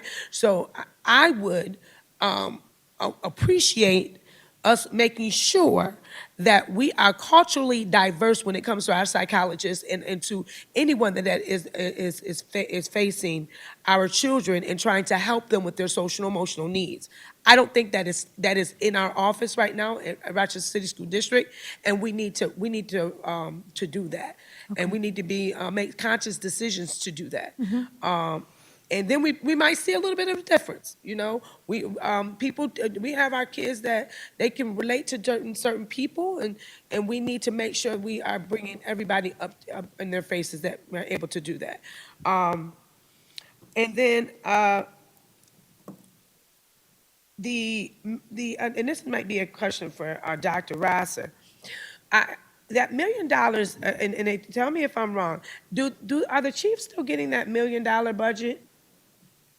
Do they still get the $1 million budget? Do chiefs get a $1 million budget? What is the budget for the chiefs? Do they get a budget at all? It's actually outlined in the budget book, the school chiefs departments. So I can find the page for you. And while I'm looking for the page, one of the things I do want to sort of highlight that you mentioned was the diversity of our staff. And as we know through the Teach Rochester initiative that we have going on, that the intent of that is to identify more people of color to be able to work in the district. And the other thing I want to highlight, I have the opportunity to speak in front of the area, the Rochester, the regional the regional college president, college and university presidents last week, and we all committed to working closer together because there are opportunities for us to be able to support one another. And one of the points of conversation, of course, was around teacher pipelines and providing support staff. So I'm going to continue to engage in those conversations along with Chief Miller so that we can get more individuals of color in our school district to represent the population of our children, which I need to note for our community is also a district strategic plan priority. Okay, I just want to make it specific. I'm not just talking about teachers.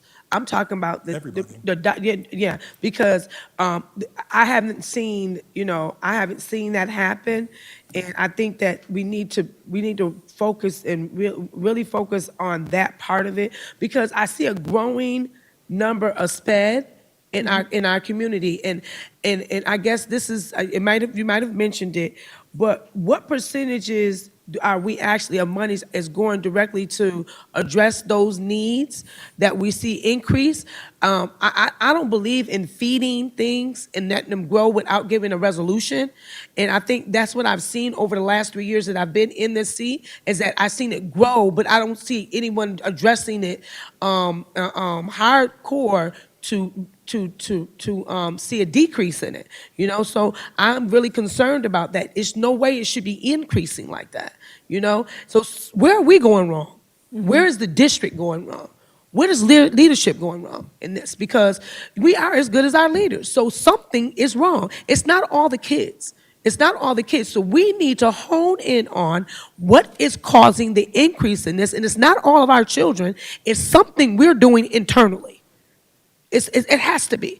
We know that there's a lack of reading. We know that there's a lack of math. You can't do math without reading. So we know that there is an issue there. We know it's a problem with our multilingual. This is leadership. Yes. This is really leadership. So we want to make sure that we are addressing the needs at the administrative level. And I know everyone's trying, but we got to do a little bit more in trying, because this is an increase that is alarming and scary. And we don't want it to continue to grow. We want to make sure we're reducing it. So I would like to see how we in the future, how we are strategically addressing this need in percentages, because I don't see the data. And so I don't know where we're at, where we started, but I don't know where we're at now. We're going to be presenting that in a few minutes. Okay, so that's a big concern of mine.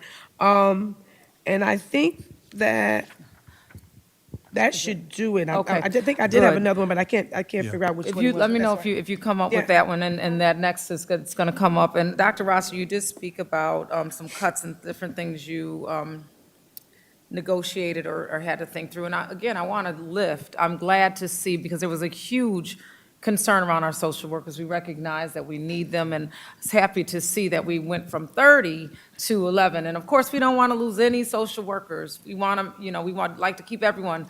But to see such an effort that you were already kind of working on, and to see that reduced, reinstated positions, if I may say, to about 11 social workers I see here. So I'm excited to see that. And you mentioned even putting dollars aside for future contract negotiations, which I know you've been making efforts. We'll continue those conversations, efforts to reach out to all unions to ensure. And we even, part of this budget includes about $8.1 million towards the contract, that our successor agreement that was negotiated previously. And on that vein, I do want to take a moment to acknowledge our support staff and everyone in this district that works really hard to make things happen. But this is also Teacher Appreciation Week, so I want to put that plug in there while we're doing this, because while we sit at these tables and deliberate and have these discussions, we have folks in the buildings that are with our children day to day. So I do want to uplift our educators, and thank you for what you do each and every day in this district. I believe I saw Commissioner Feynman's hand before I jumped in. It's just a follow-up. Did you, the money, did you give me a? Page 114. 114, and how much money is actually being allocated to the chiefs? I don't have a calculator in front of me, but if you look, it's broken down by each of the school chief areas. So if you look at 74216, 75616, 75916, and then look at the total on the right-hand side, it I looks can't like. see it, so I'm just Right. being honest. Yeah, it's really small print. Okay. So So, I about 2 million. So that's in that $2 million, along with each school has their own allocated funds, right? Is that correct? Am I correct in saying that? It's important to look at each of the lines, because when we look at these departments represent people as well as materials. Some of them represent contracts. So for instance, last year, we had the e-learning contract that was under the school chief's budget line. So it's important to take a look at each of the lines, because it does not equate to $2 million of just money that is available for the school chiefs to spend. Okay, I so guess I I would think like that's- we're gonna- an itemized budget to see exactly how that money was allocated. And I can bring. Yeah, if you because would I like think to that's a talk lot of about it. money to allocate to chiefs, and then you have a budget that actually goes to a school as well. Oh. So I think that there's I'm sorry. No, I was saying that you did ask the question You're right. previously, and I did ask Chief Morian, to provide some insight as to how those dollars are used, because you did ask that question, and she is prepared to answer any questions that you may have related to that. I want to see it. okay, that's fine. Yeah, I So wanna let see me it. put a pin If in this I can see it, can you conversation give me for a a moment. copy of it so May I I can call see the it, and then meeting I to can have the order at this questions? time? and I respect that. No, So I we're just wanna gonna- see so I can have the respect questions, that. and she doesn't have What to I have the would answer like right to now. do, if you don't mind, Commissioner Yeah. Griffin, I'm gonna take the room and I'm gonna ask Chief Morian to come up and answer the questions with respect to the fact that you are also, after she is able to answer these on record, that you are asking to see the information, you would like to see it. So I'm acknowledging that, and, but I also would like, because you did put it on record, I'd like her to respond on record in addition to you being able to see it. Okay, thank you. So, Chief Morian, if you could provide some. Chief Morian, please. Yeah, absolutely. And that's a great question. We want to make sure that we're fiscally spending our money responsibly. When you look at our overall budget, it does seem like a large number. A good chunk of that is the salaries of the school chief, our clerical, and the TOA supports that we have under it. The remaining money, about 95% of it goes to our schools, and it's focused on certain things that we're expected to do in our academic plan. So in our academic plan, for example, it requests that we have PLCs established in every school. So we send out budget requests to schools saying, hey, this has to happen. How can we help fund that hourly pay that needs to make PLCs happen? We, receivership schools need prioritized funding for their schools. A lot of times, one of the things in the academic plan says that they have to identify problems of practice in their schools that need support, and the funding would go to those problems of practice, reduce some of the challenges that are happening in our receivership schools. Our big buckets are targeted resources for our schools. Almost 90% of our budgets, and it's not salary allocated, goes to schools. The second budget is some contracts.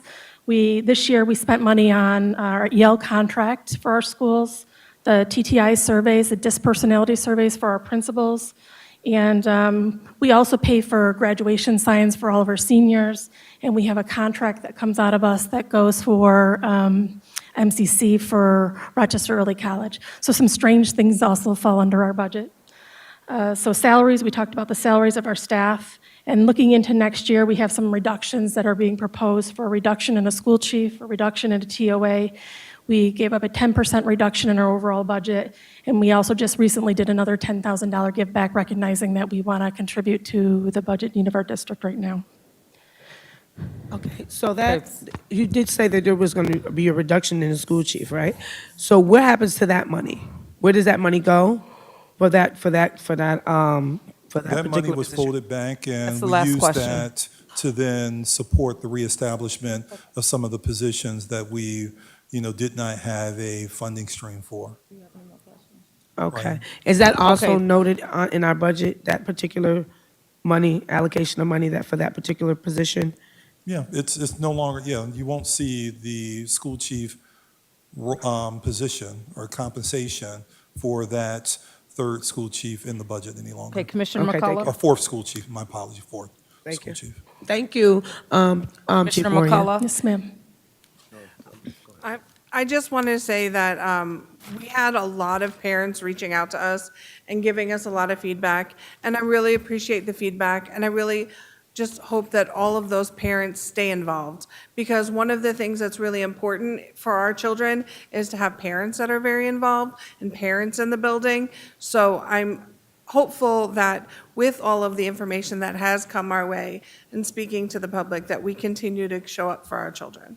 That's all I wanted to say. Thank you. And so my question would be, I have quick follow-up. For Ms. Morian. Thank you. Ms. Morian, real quick, you said that the chief's staff, because now you got me down a rabbit. You said the chief's budget, but their staffing allocations are within these numbers as well, and that's on Yeah. page 114? Yeah. So, The salaries of the school chiefs, the salary of our clerical, and the salary of each of us have a TOA under us that works on our team. and that's for each and every one of these? All of those are in that overall budget. All of those salaries are in that overall budget, and then whatever's left, 95% of it we are directed right back to schools. Okay, because I'm just looking at, with a real quick glance, school chief, I'm just going to say the number, 75616. If you look at their budget and what's under the 27 one, The line that says supervision is actually our salaries. that is your, Yeah. Oh, And so that's there's not a- our total, so don't look at that and think we're getting paid that much. I wish that was that much, but Nope, I'm that's not our, looking- I our was- salary with our clerical and TOA. So that's your salary. So how come that person is so much lower than everyone else's? Let's That see. particular one, there's 4 lines, there's 4 cost centers for school chiefs. That particular cost center is the one where we cut the actual school chief. Makes sense. Thank you for that clarification. And Also, then- just one more thing, we have 2 clerical, there's 4 of us, we have 2 clerical, we share them, so you'll see 2 chiefs' lines are higher than the other 2 because of the clerical assigned there. Okay, I appreciate for that clarity. Thank you. You got it. Now for Chief Swan. Thank you. I just got one last follow-up for Chief Swan. For the SCL anticipated plan, this is projected to go over some time? Yes. Okay, so with that understanding, I'm assuming that there have to be people trained, there has to be things done, and we're going to start this implementation when? We're talking right now Right about right now, like what Okay. is the re-envisioning, what's the professional development that's needed. You spoke earlier about the elementary counselors, for example. We had been thinking about that, again, on the onset of the beginning of the budget in November and December, like what does our professional development plan need to be? We're looking to retain people. How do we retain people? So those are all of the conversations that are happening and will continue to happen to materialize those tier 3 supports, that last slide that is really becoming the foundation of our action plan for next year. And so how will the plan for that implementation be done with fidelity across the board? Could you just tell me a little bit more? I'm not sure I'm following your question. So the plan is to have this over a course of some years, and you're going to be implementing SEL and restorative practices and all of these things. How does that look especially with this budget, because you got to be training people, you have to bring people in, you might have to, so how does that look with fidelity across all the 39 schools we have? How does that look like? What is the plan for that? Well, what will that look like? So that's in development right now, and it'll also be articulated. Executive Director Clark and I have been talking about the counseling plan as well.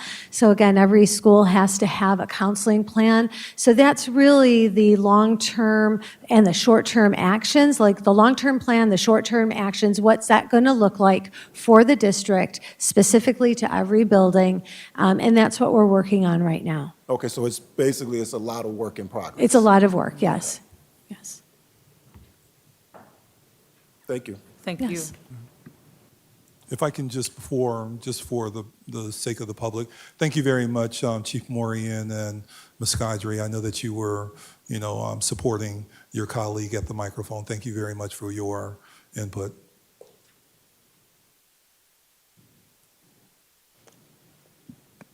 Anything else? Okay, I don't think we have any, it doesn't appear that we have any further questions on this particular presentation. So at this point in time, we're going to transition to special education. Thank you very much. Yeah.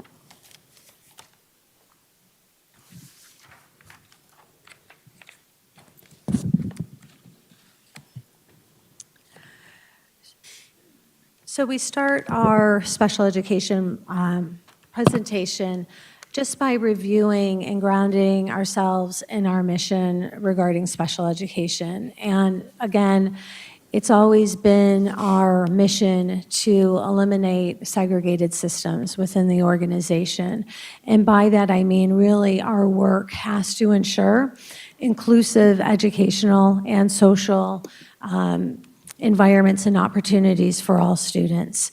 And excuse me, we aim to provide equitable access, meaning that all students have fair opportunities to resources and supports.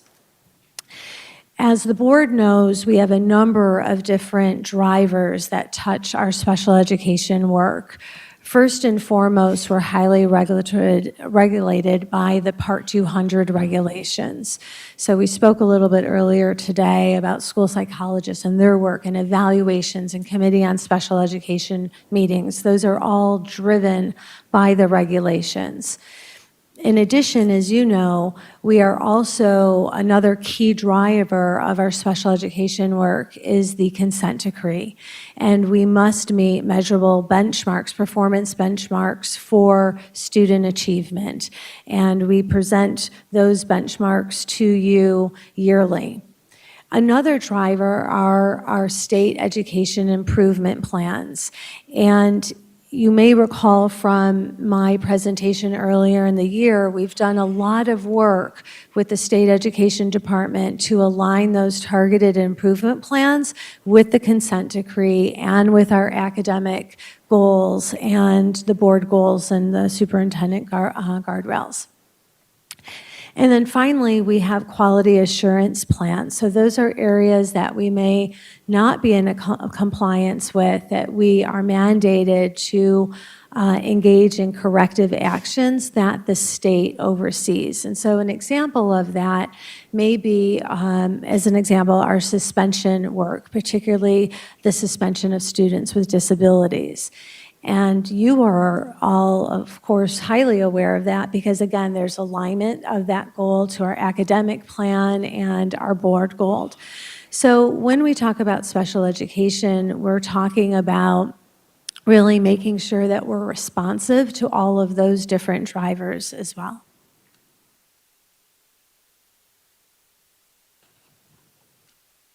I wanted to talk a little bit about how our student population is changing and the needs that we're seeing in our student population, because that drives the services that we provide every year, which has direct impact on our budget and our staffing decisions.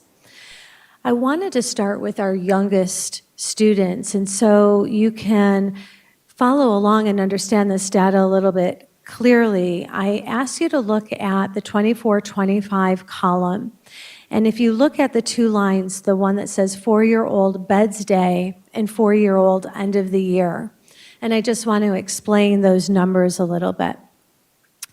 Those are our 4-year-olds who were in the district during the 24-25 school year.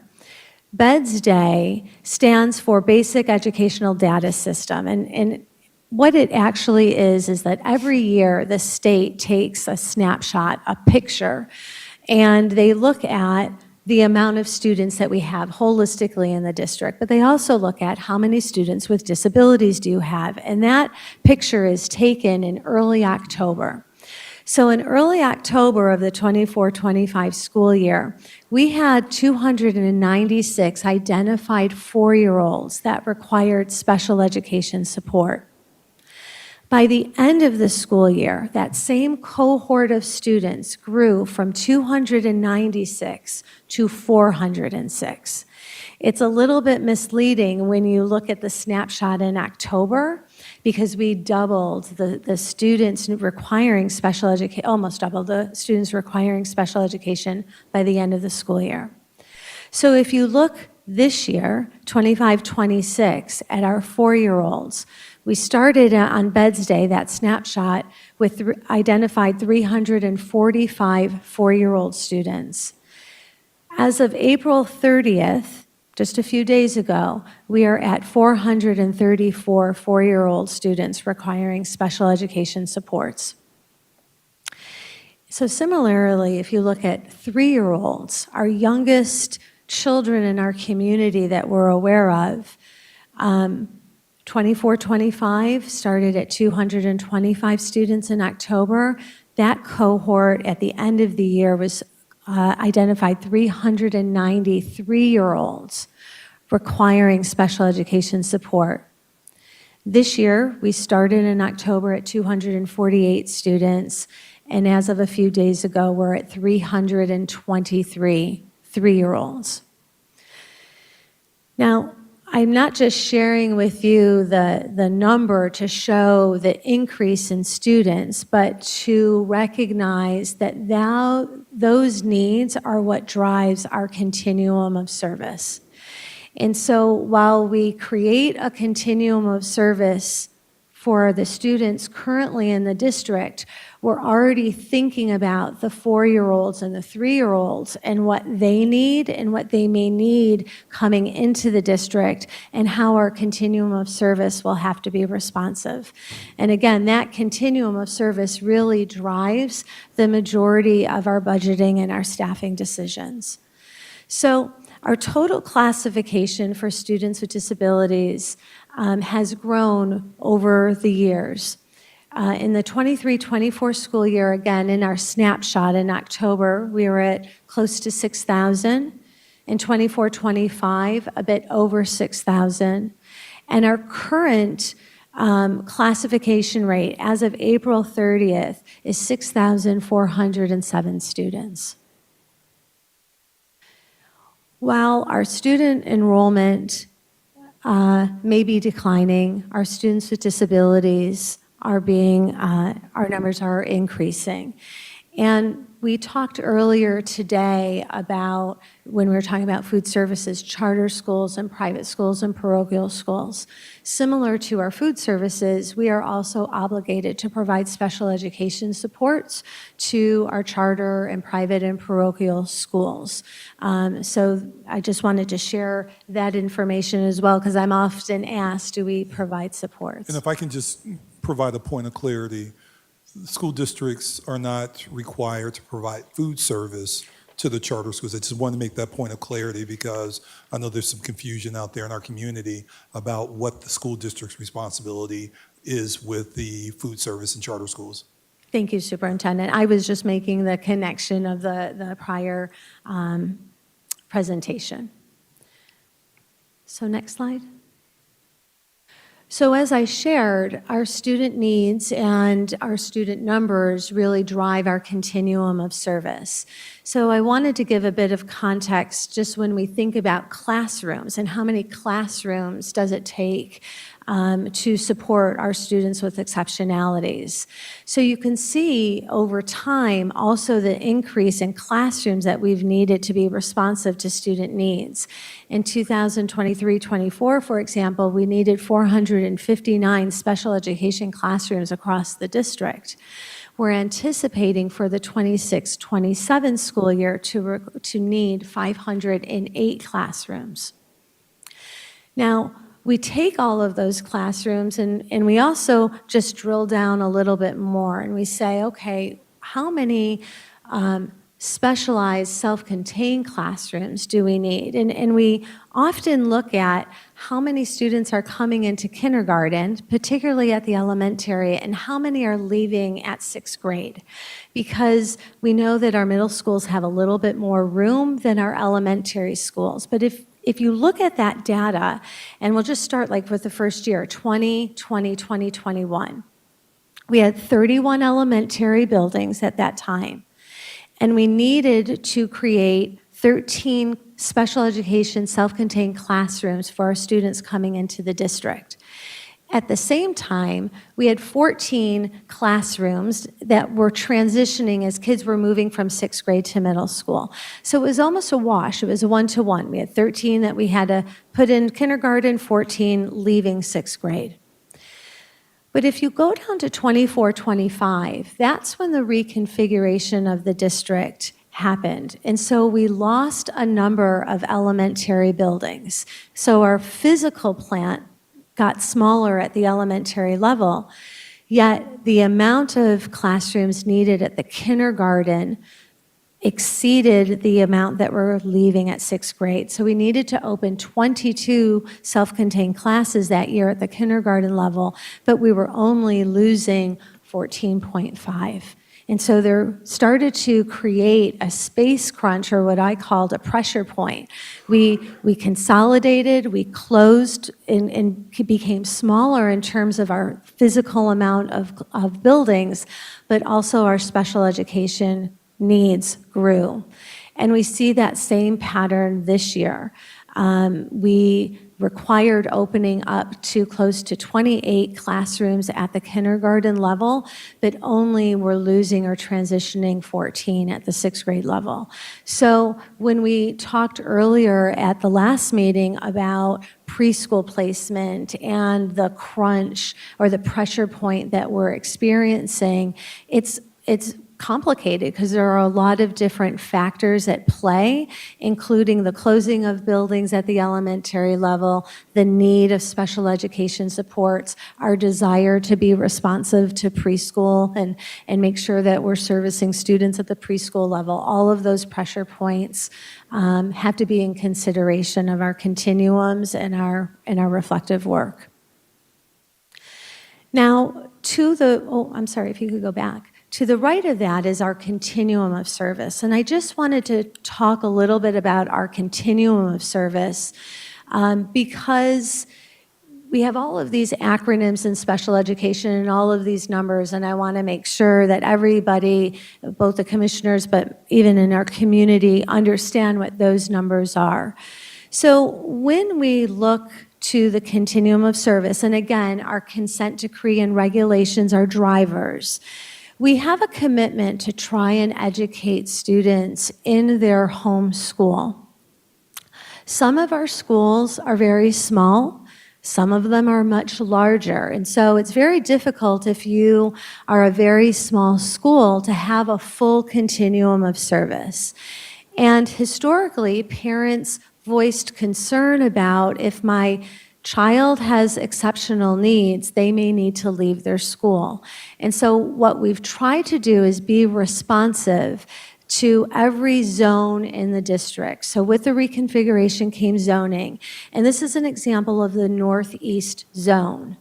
And in the Northeast zone, similar to the South zone, similar to the Northwest zone, we offer a full continuum of service. So every support that a student may need within a zone is represented in one of those buildings. And when you see a ratio, and I'll start with the top ratio, 813 at school number 8, for example, what that means is 8 students to 1 teacher. In the regulations, it's an 811, meaning 8 students, 1 teacher, and 1 paraprofessional support.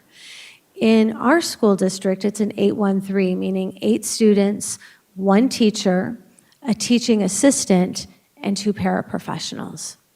So our 813 ratio really is for students requiring intensive support, and if fully at capacity, it's a 1-to-2 ratio. It's a 2 students to 1 adult ratio, or even less sometimes.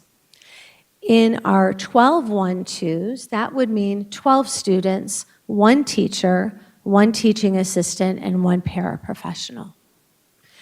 And then our ICT stands for Integrated Co-Teaching Support.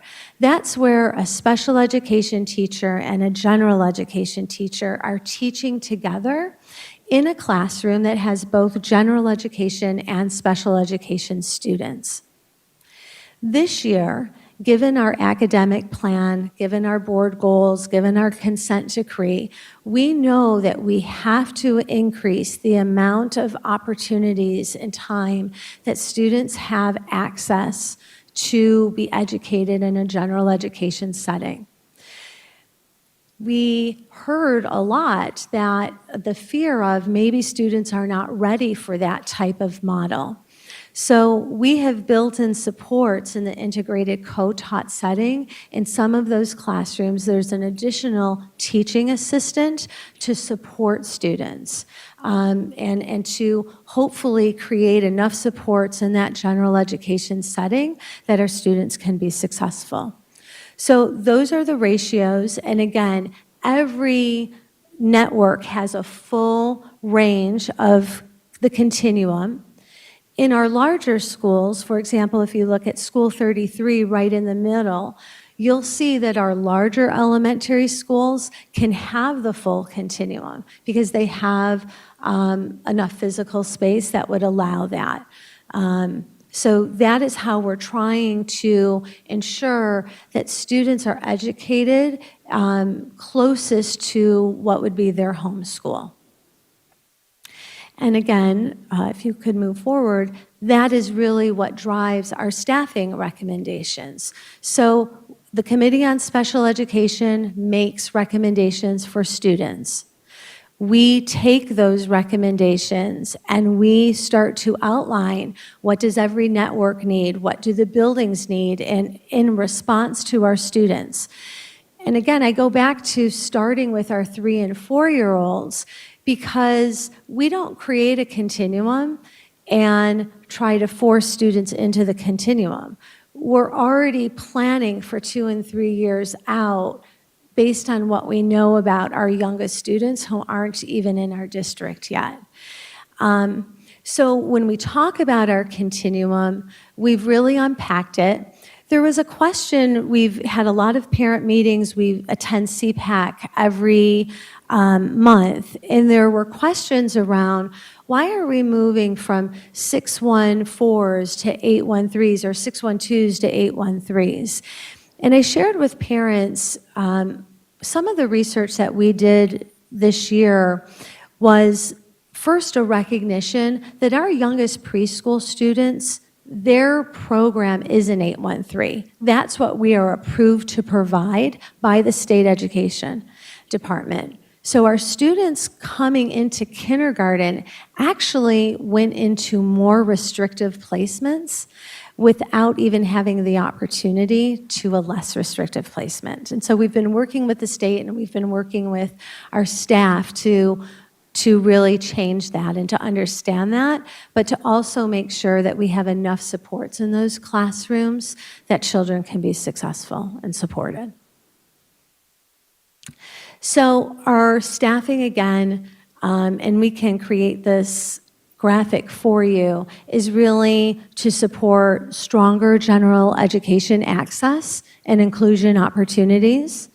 It's designed to strengthen our specialized programs, really be more flexible to allow students, when they're capable of a less restricted environment, to be able to move into those settings, to hopefully deliver a better family experience. And staying connected with CPAC is incredibly helpful to sort of have the pulse of what parents need and to improve our outcomes.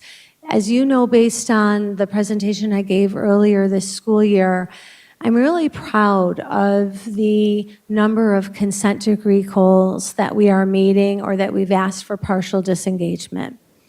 But our shift now is really around our instructional practices and really working in concert with the Department of Teaching and Learning to impact learning in reading and math and graduation results. We are still focused heavily on suspension practices and making sure that students who are alternatively assessed also have solid graduation and post-academic plans.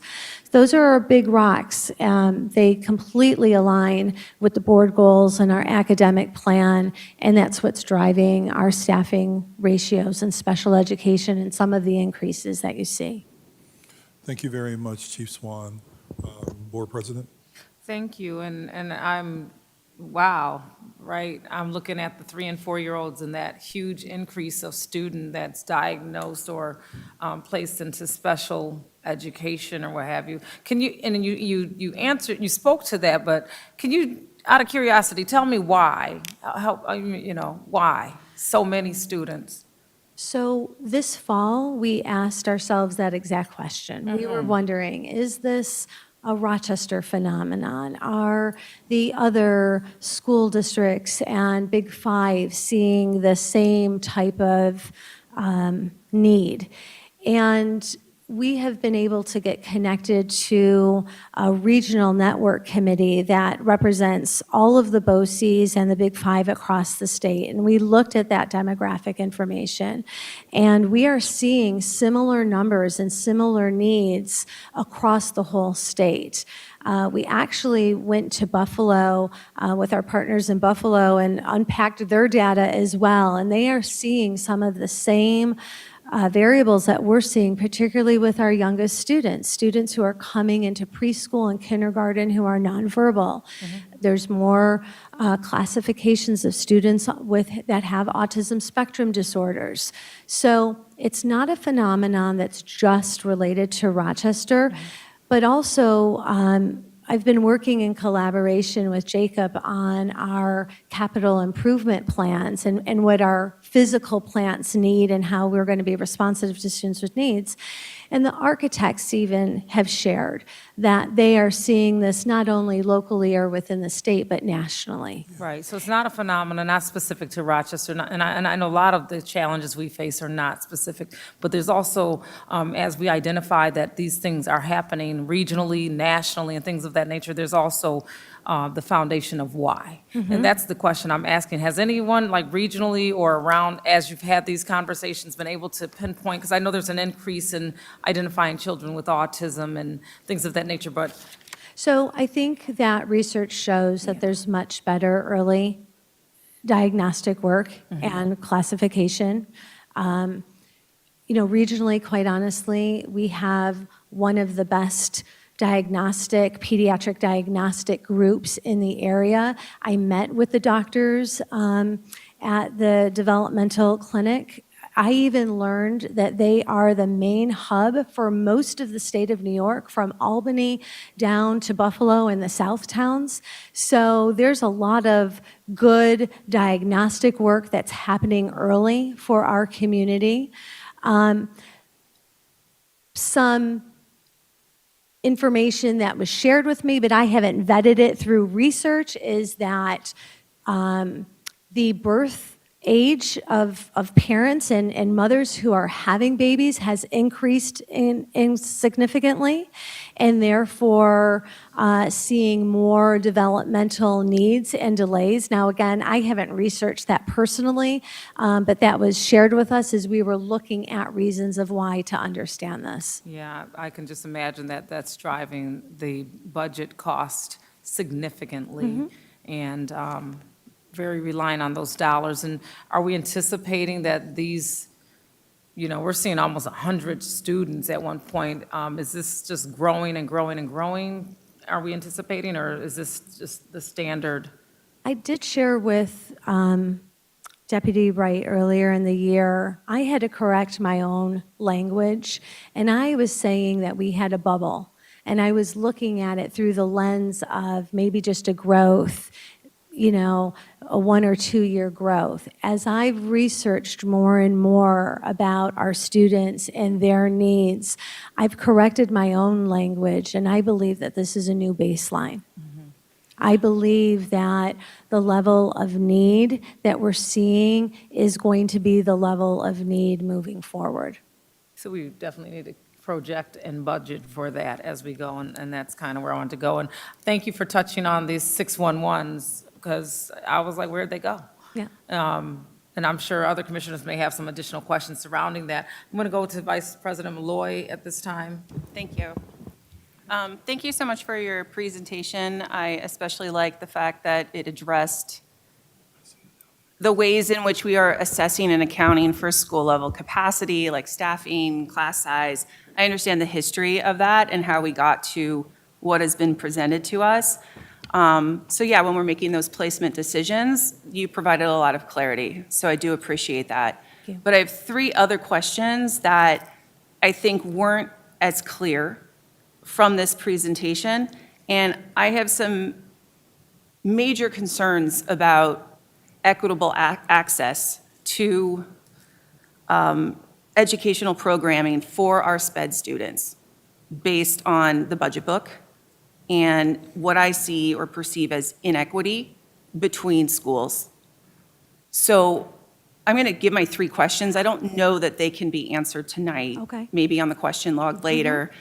But what I am seeking clarity is, how are we determining appropriate concentration of students with disabilities within each of our buildings? And you gave some history of how we're going in that direction, but when I look at the budget book, that's not necessarily reflected in what I'm seeing at each school. And then the second question is, and you touched on this a little bit, how does the proposed distribution support our school improvement and receivership exit strategies? I would like more information on that. And then finally, where concentrations are higher, what additional resources or supports are being allocated in this budget to ensure success towards our district goals? See, when I look at, I'm going to use a school as an example. So as I go through the budget book, I notice that, and we can't just go by percentages. Can you give us a page? Okay? But we can start with school number 4. Okay. And let me find that page number for you. School number 4 has one of the highest concentrations of students with exceptionalities in the district. And that is set to go down by about 1% in this year's budget. So I can appreciate that. But this is a concern not just by School 4, but other schools as well. So currently, school number 4, they have 18 classrooms, K through 6. And 7 of those classes or classrooms are general education, 11 are special education. And that's a much smaller school, okay? But in terms of the history of some of our schools, there has been a progression to the ratio since the 2019-2020 school year. And we've seen additions of further SPED classrooms there. In fact, they only have one strand of general ed at each grade level. And we have a number of students who have never been with other students their entire time at that school. We have siblings or twins that have been together since kindergarten and have never been able to go to a different classroom for a different experience. And my worry is that we're starting to see this in more of our schools, not just School 4. I think this places a lot of demands on the staff and buildings. Special education has been changing constantly for all of our teachers and our schools. I want to make sure that we have the resources in place for our SPED students to get the services that they deserve. I want to make sure that our district obviously is meeting the consent decree. But when I look at the budget book and I look at a school like school number 4, and then I make some comparisons, and I was wondering, like, for instance, why you included the, on the slide that shows particular schools and the additions of different SPED classrooms. You know, some of those schools, we're seeing an overall decrease, significant decrease in overall SPED percentages in those schools, some of which are receivership schools, but then we have other schools, like School 4 or School 7, we're seeing increases. Actually, School 4 did have a 1% decrease, my bad. But as I went through and looked at this presentation in advance of the meeting tonight, and then I looked through the budget book once again, and just started looking at, my concern is, like, how are we determining the appropriate concentration of students in each of our buildings while we want to make sure that we're not creating situations that segregate our students? I think in a way, it seems like we are creating segregation in a way. So for instance, and I've just lost it, but, you know, I'm looking at schools. Some of our schools, like School 45, is decreasing from 37% to 25%. School 50, or School 52, 19% down to 15%. But then we have other schools that see 10% increases as well. And I know that it has a lot to do with the pre-K and the strands of students that are coming through, but how are we going to meet our academic goals for those schools and make sure that all of our students have access to the supports that they need when we see such disparity between our buildings? So I know that was really long and convoluted, but I have a lot of concerns about the current budget relating to SPED. So it's, to answer your questions, it's not an exact science. So I could just share with you what we've done and what we're thinking about. In regards to your question about concentrated numbers of students with disabilities at particular buildings. So first, we have to honor where students are zoned. So sometimes where students live and what they need is driving where we're building the continuum of service. We cross-zone when we have run out of opportunities in a student's actual living zone, and we have to place them in the appropriate special education classroom. So there's that consideration. This year, we also spent months looking at students' individualized education plans and looking at how we were grouping students with similarity of need, because that is a mandate in Part 200. And that work really looked like, essentially, we went through every student's IEP, and we monitored it and assessed it for similarity of need in our classrooms. We then did the same activity at the building level with building leaders and psychologists and administrators to look at similarity of need. So how we are placing students now, like we have a very complicated seat tracker, and we are monitoring for similarity of need, and we've got metrics that we're using. But you could imagine the task that looks like to place 6,400 students when we're talking about classrooms of 8 and classrooms of 12. And so that work, it's not an exact science, but it is something that we're highly committed to. Because what we found in our evaluation is that over time, particularly around the reconfiguration, we started being responsive to available space as opposed to student need. And so we're trying to be very responsive to that. Schools, Commissioner Malloy, regarding receivership, we are working with the State Education Department on a proposal and an ask to look for equitable accountability measures. I can't change the physical plant of a small building that may only be able to accommodate 2 sections or 2 strands at every grade level. But what I can explain to the state is I can't change that. You're not going to allow me to build onto a building. You're not going to allow me to make that building bigger and therefore have the type of classroom space that you're speaking about. But will you allow our receivership schools to have an equitable formula, meaning that maybe I am going to school at building 33 because it happens to have my needed classroom and program there, but for accountability purposes, there's an equitable distribution of accountability, because I think that that's a driver for receivership schools. We know our students with disabilities really have quite a way to grow in their academic learning, and we want to make sure that our schools are held in fair, accountable status for that. So we're working with the state on that right now. That's ongoing. They heard our request. They asked us to go back and fine-tune it and give them some data. So that's in place right now. But those are, I hear your questions and I respect your thought process around that, and we're continuing to work on those issues. This is last one.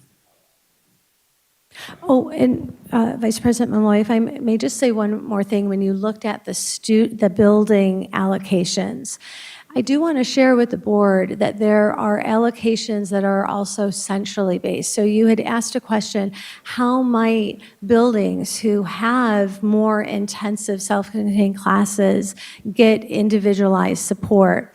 So when we look at aligning our supports like speech pathologists and related service providers, as well as our associate directors and our professional development, those will all be responsive to the type of classrooms that the buildings have.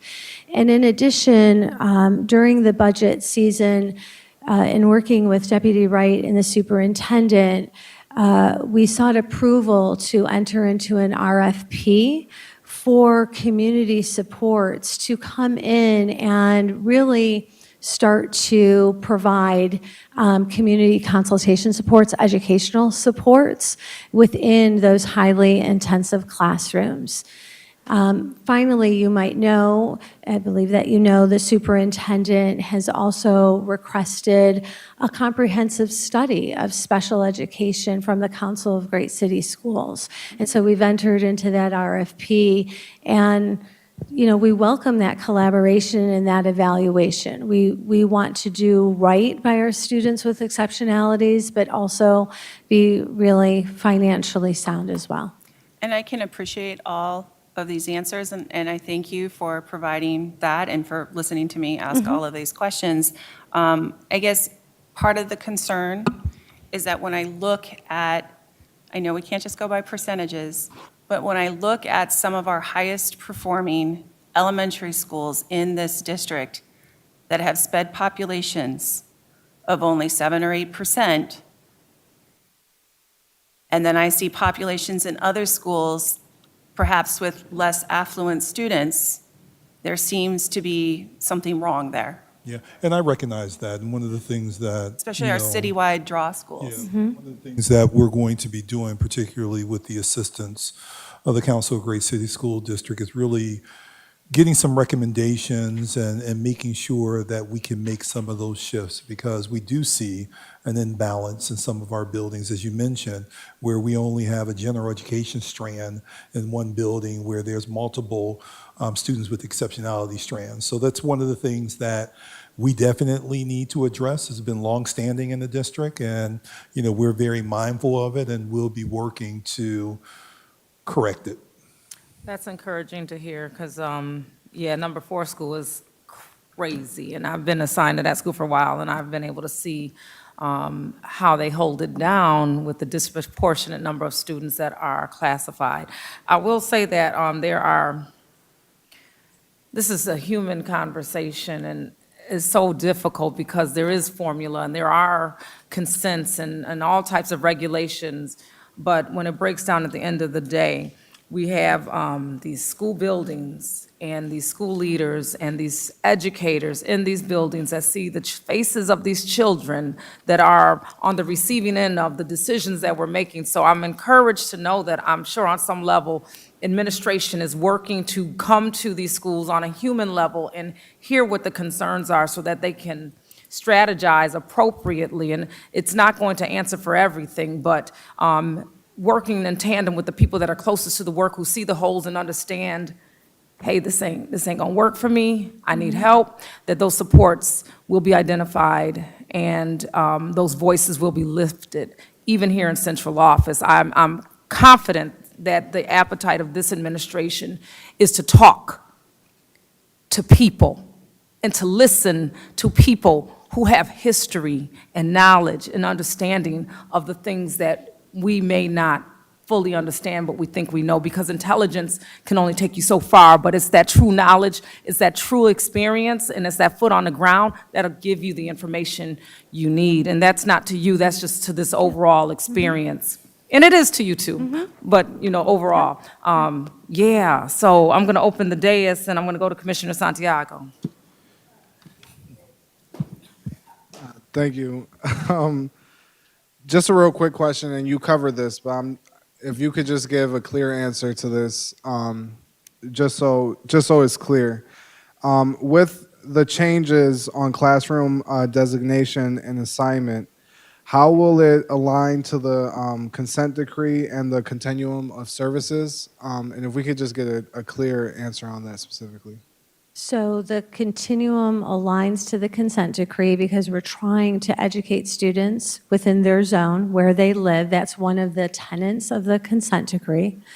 It's also one of the tenets of the consent decree is to ensure that students have greater access to the general education setting. So when we look at the increase of ICT classes, integrated co-taught classes plus the TA, that allows students to be able to access the general education setting and have the supports that they need to be successful. So all of those are aligned to the consent decree and our academic plan. The long-term goals are to increase the ELA and math, to increase the graduation rate, to increase the learning success. Those are the consent decree goals that we haven't met yet that are high on our priority.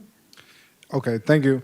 And I'm also wondering, with these classes for the IEPs, we know in our district that there's a huge percent of our IEPs that has chunks about behavioral issues in their IEP.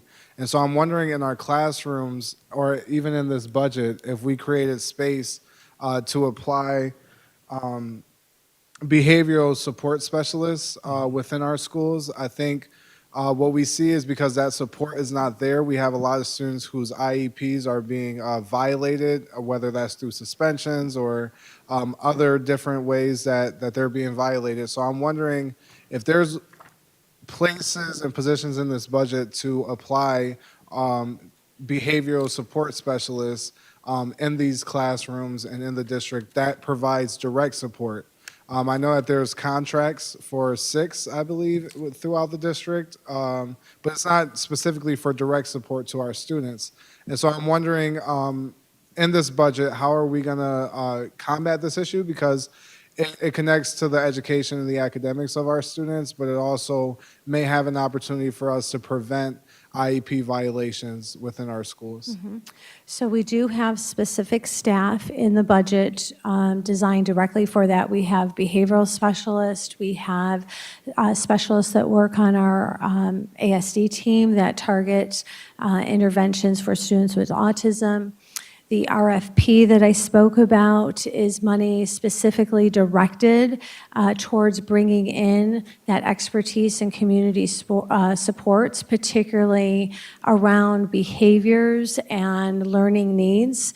So there are many different positions or contractual monies set aside for that particular reason. And if I can just note too, because in the back of the book, if you look on page 131, it does show a decrease in the general fund of autism specialists and behavioral specialists. However, if you look on page 143, what we did was we removed them from the general fund and we placed them into a special aid category. You then see the behavioral specialists and the autism specialists there. Okay, and I'm looking through, but do you mind just stating how many FTEs that would be? What was that? I'm looking through, but do you mind stating how many Yeah, so FTEs on specifically? page 131, it shows a reduction of 5 behavioral specialists. Yeah. But when you look on page 143, you actually see that we're adding an additional see. FTE. So there's 6 FTEs for behavioral specialists. The autism specialist on page 131, there is a decrease of 4, but when you look at the budget for next year, we see that that remains the same at 4 positions. But more of my question is, will these people be there for direct support to our young people? Yes, and although we have some staff members and colleagues coded as serving on our autism spectrum team, because of different unions, we also have additional people who serve on that team. So we have occupational therapists and physical therapists, because some of our students have sensory integration needs, and that expertise is brought into there. So I do want to share that those staff members are all accounted for in our staffing, and they provide direct support to students. They provide parent and family training. They provide indirect support to building capacity. So what should our classrooms look like? What professional learning is needed? Yeah, and I think it would be good for us, and if this is possible with 4 votes, but for us to know the percentage of IEPs that are mainly around behavioral supports, because I mean, our numbers a couple slides back was around 6,000 students within our district who have IEPs, and so the question is, out of all those numbers, what's the percent that's specific to behavioral? But with that, we only have 6 positions that's providing that support for 6,000 students. And so I think we run into issues with that. My last and final question, are we getting an increase in IDEA funds for the special education positions that we have placed in this budget? The funding for next year hasn't been released yet, so I don't know that answer. Certainly could answer that once it is released. I will share with you that in conjunction with the finance department, we've been working with state ed on improving and increasing our rate that we can recover money or recoup money from the state for providing special education supports. So there will be an increase in our rates, and I'll certainly share the IDEA information once it's released. And that goes to what I spoke to earlier, that there's still some budget unknowns, and we were not anticipating having that information for IDA, but we're still waiting to understand what our allocations for title will be as well. Okay. And lastly, just zoning access. I see on here a lot of the classrooms that's in this presentation specific to Northeast. I just want to reiterate the importance, both within our consent decree and continuum, of access in every zone for our students. I know you covered that a little bit, but on this specific presentation, it's just the Northeast. So I just want to reiterate that. Yes, thank you. I just use it as an example, but every zone has the full continuum of service. Thank you. Please recognize that this is our final deliberation as well, so once these it's almost like 9 o'clock. So it's 8:40 or something like that, but we got another presentation coming, and we also have a special meeting. So I just want to put that on the radar, just so that we can be a little more succinct with our conversation. Commissioner Griffin, I did miss you. You threw your shoe at me, so I'm throwing it back. The mic is yours. Ask your question. You got the mic. Okay, I'm a big a fan of our CBOs. I've been with CBOs. My mother was a home daycare provider, CBO, and so I have a vested interest in this because I know how lucrative they are because they are community-based. You said that there was an increase in 4-year-olds, and my concern is basically, do we know how many, do we know the children coming in, did we know that they had a problem? Was it noted prior, or were they, when they were placed, then there was some testing done? But did the parents have any concern prior to them coming into the district? Well, we know the students who are identified through the Committee on Preschool Special Education, but we always have students who come in, whether it be over the summer, coming into kindergarten, in the beginning of kindergarten, where parents might say, I'm concerned that maybe my child is not ready for kindergarten and I want to have an evaluation. Like, that's very common. Parents may not access supports during their child's 3rd year or 4th year of life, but then they come to kindergarten and they're worried about where they might be. So it's a little bit of both, to be honest with you. That's scary to me because, as kids, we might be active, very active, and my concern is that the evaluations may not necessarily be needed.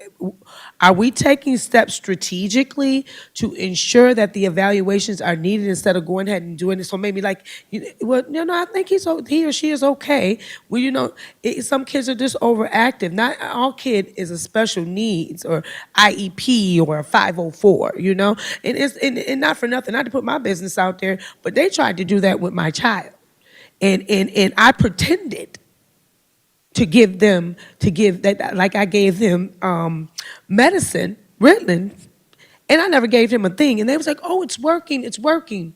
Nothing is working because it never was given to my child. So we have to make sure that when we're doing these evaluations and things like that, that they're actually, is it really needed?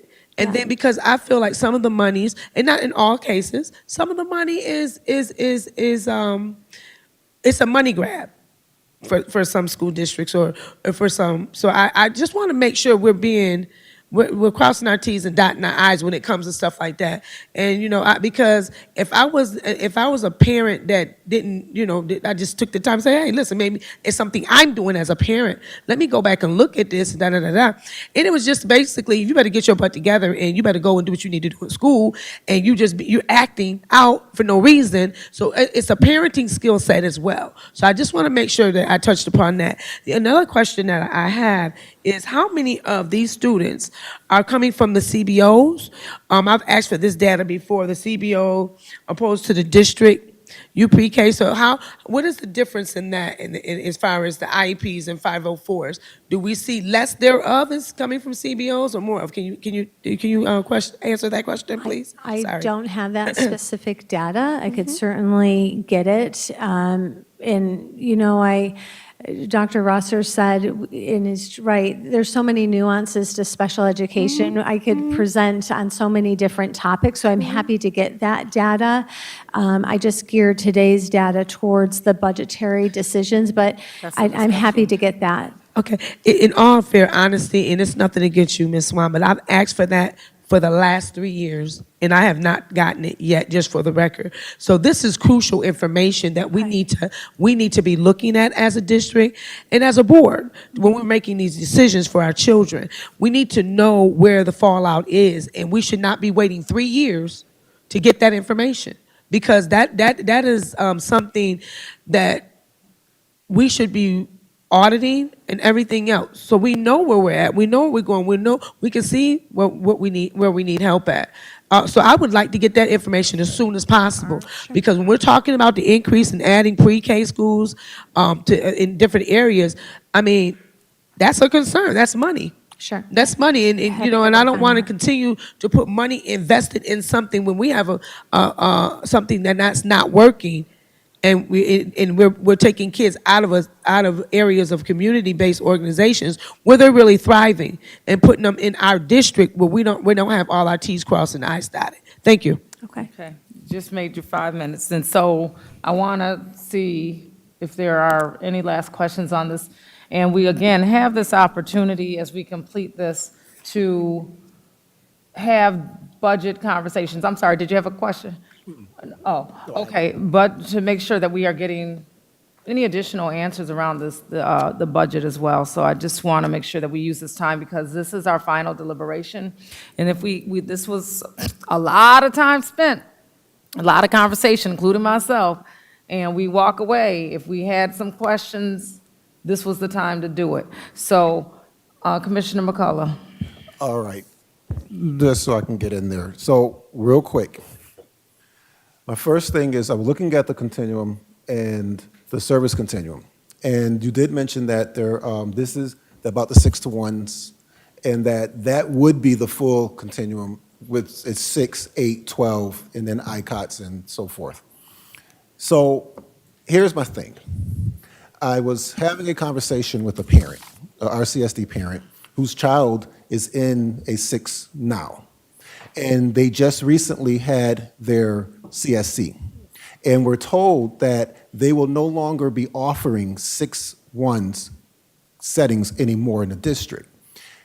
I have a problem with that, mainly because we can't tell parents that their child can't be in this setting if they need those services. And now that I'm looking at your presentation and I see no 6s, how is that being justified, that we are going to be taking away 6 services if we have children who actually need them? And in your presentation, you mentioned about coming from pre-K and then going to kindergarten and giving them the opportunity to be in those least restricted environments. However, sometimes children don't show the need that they can handle those least restricted environments, which then we are now doing a disservice to those children. So this parent, when she was speaking with me, I had nothing to say, and I was unable to answer her because as a special education certified teacher, I don't know how that's possible. So can you help me, walk me Yes. through how we are no longer offering a 6-to-1 setting in our district? Yes. So first, you are correct that a parent shouldn't hear, we're not offering or we're not doing this. The work of the Committee on Special Education is really to talk about what the student needs and then how we can best meet those needs in the classroom. And so we really talk about, and this is where our work of similarity of need went. So those 813 classrooms, for example, what's the level of support in those classrooms? What does it look like for related service providers to be pushing into those classrooms? What do students need to be successful to access their education in those classrooms? That's what the conversation should be based on. When students require something that maybe we don't have in district, we have other avenues. We have partners, we have out-of-district placements. But I'm very confident, given the supports that we've placed in our 813s, as well as our 1212s, our ICOT, our TAs, that the conversation, if facilitated in a way that is anchored in what students' needs, we can meet those needs in our classrooms. That is lovely to hear. However, your confidence in saying that doesn't mean that that child doesn't need those services. And now Yes, excuse me, here's my yes. thing. Because now if we are saying we're not going to offer those services and we have partners or other people that we can send those children to, does that not come out of our budget?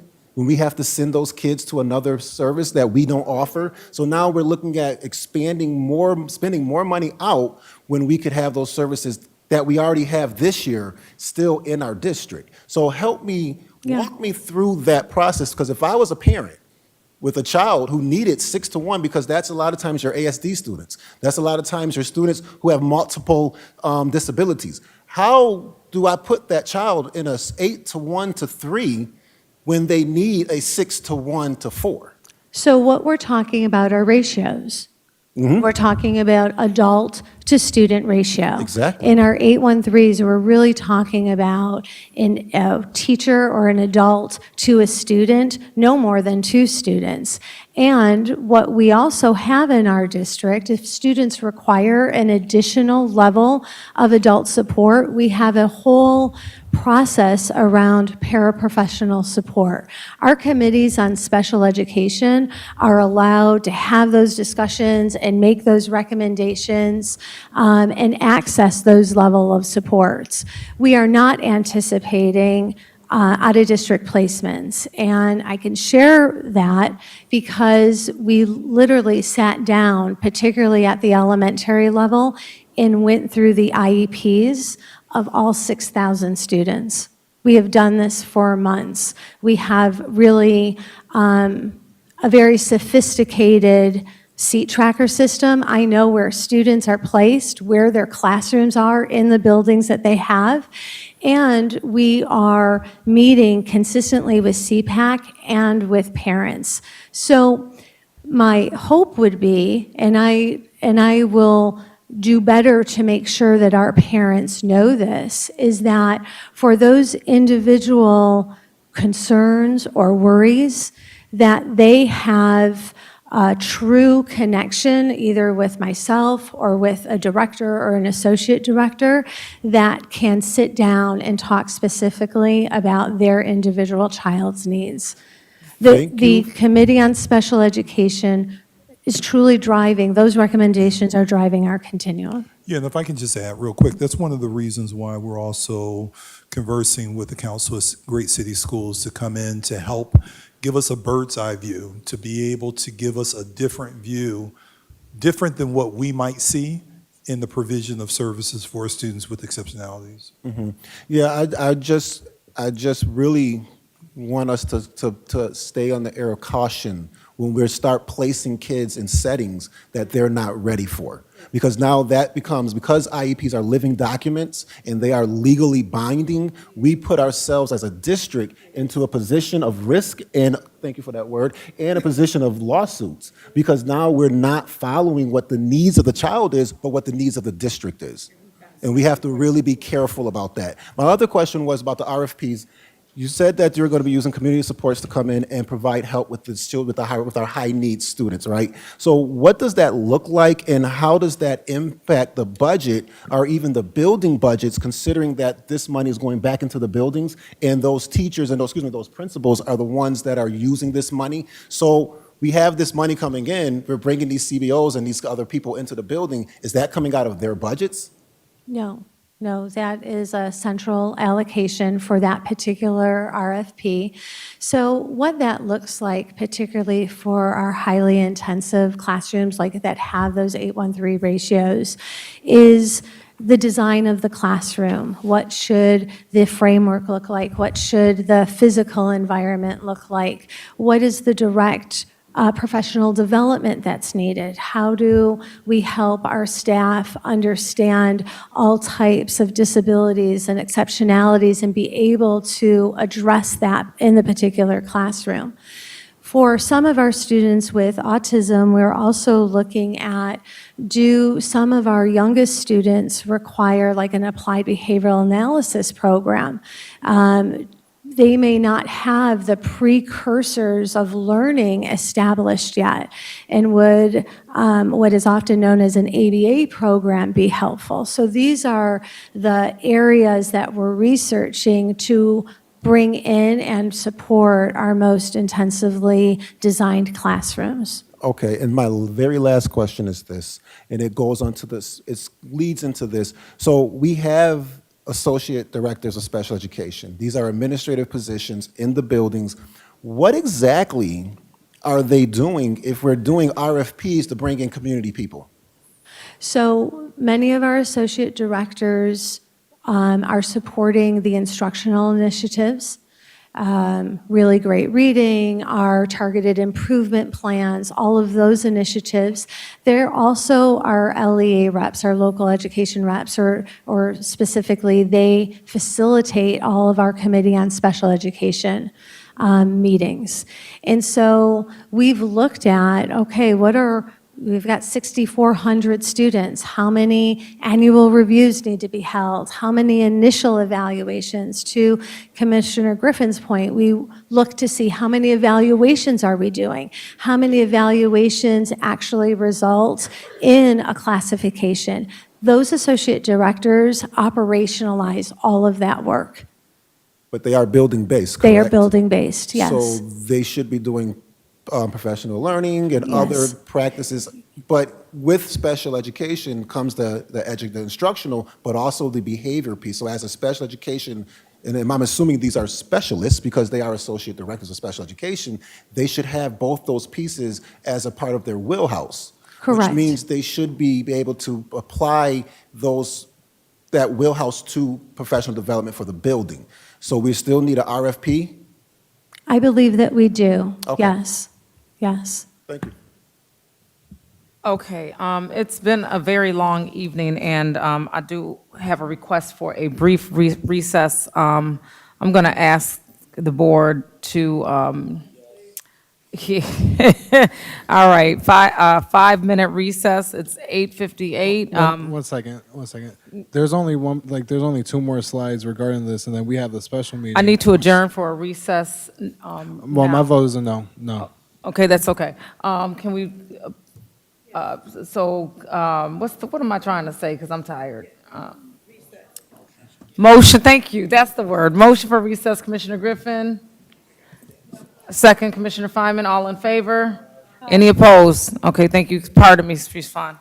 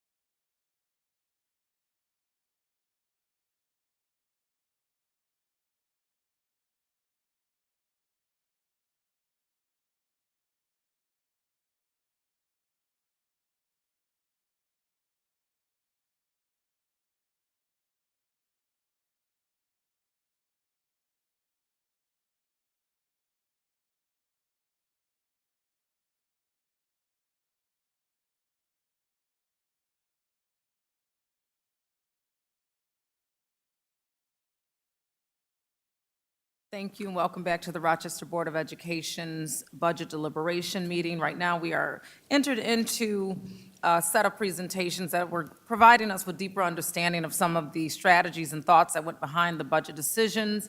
And time check, it is 9:06. We are moving forward now with our athletics presentation. I'm going to turn the mic over to Dr. Rosser. Yeah, so one of the things as Chief Blocker and Ms. Johnson come up to the microphone, one of the things I just want to highlight about athletics is that there's a lot that's going on, and we do recognize that some of our commissioners have articulated the need for us to make greater investments in athletics, and we will, continue to look at that. There's some level setting and some things that we need to do as an organization to strengthen our current program. And what you will be hearing this evening is some of those efforts in doing so. So Chief Blocker and Ms. Johnson, thank you very much for being here tonight. My apologies for it being 9:07, and I know that we've been here at the office for over 12 hours now. I'm hopeful that our presentation this evening will be quick and the questions associated with our presentation will be brief as well. So I turn over to you. Thank you. Good evening, President Simmons, Vice President Malloy, and the Rochester community. We'll be providing a brief update on athletics. I have Cameron Johnson here with me, and the good news for all of you is that you have two Division I college athletes in front of you who know how to move things along at a very quick There's pace. four of us. Well, yes, There's yes. four of us. There's, yeah, there's four of us. I'm talking right here. Okay, so we're going to be sharing some changes that are proposed for next year and the reasons behind them. Even during a budget crisis, our goal is always to broaden access while right-sizing programs to sustainable participation levels. We want to engage as many youth as possible in our interscholastic sports. We looked at three factors when making decisions. One was fiscal prudence. We knew we needed to consolidate some teams and reduce staffing allocations in order to save money where participation was low. We wanted equitable access, so if there were teams that we were pulling back, we wanted to make sure those athletes still had an opportunity to participate at another school if it wasn't their home school. And we just want to make sure that everyone here is keenly aware of the fact that the coaching stipends, event staff, and officials represent over $3 million in the athletic budget, just to be clear. So the changes you can expect for this year, first is the executive director, Ms. Cameron Johnson, will now report to teaching and learning, and the director position has been reduced or eliminated. Our coordinators of health, phys ed, and athletics are being moved to building budgets. So if you look at some of the budgets, you may see a large decrease where it says 0. In essence, they are just going over to the building budgets on the school profiles. All coaches are now our CSD employees, and they're no longer under contracts. And then all non-district event staff, including officials, are paid through arbiter pay contract. On the next slide, we are showing where specific changes have happened for consolidation and fiscal prudence, so you can see the impact. Basketball specifically, some of our girls and boys basketball teams will be impacted. Instead of having one girls basketball team at every high school, we will now have 4 programs across the RCSD that different teams combine for. In boys basketball, early college will join Wilson. For cheer, we'll be moving from competition called competitive cheer to basketball sideline cheer in the winter. Tennis will become co-ed for all teams at all levels. It was a very low participation rate, yet we were paying coaches in every single building to do that. Modified football will have a reduction of 1 staff. Modified girls basketball will move to just 1 team at each school. and boys modified basketball will remain at 2 per school to continue to accommodate as many as possible for this high-interest sport. It is important to note that anytime that we are able to secure enough athletes for a team, our goal is to have a team. The decisions you now see were based on trends from this year. We can't accurately state the number of individuals that will participate on teams next year, so we know we're going to have to do some adjusting. There will be adjusting if teams have low numbers. We will cancel those and truncate the season and the contract that we have with the coaches, and we will take that same money and employ it as different resources to accommodate other teams that perhaps grew in number. In closing, our goal is to remain the same, to broaden horizons while right-sizing programs for sustainable participation, knowing what a positive impact and a healthy outlet sports have for our scholars and the role they play in meeting district priorities. So that concludes our presentation. We will entertain questions at this point in time.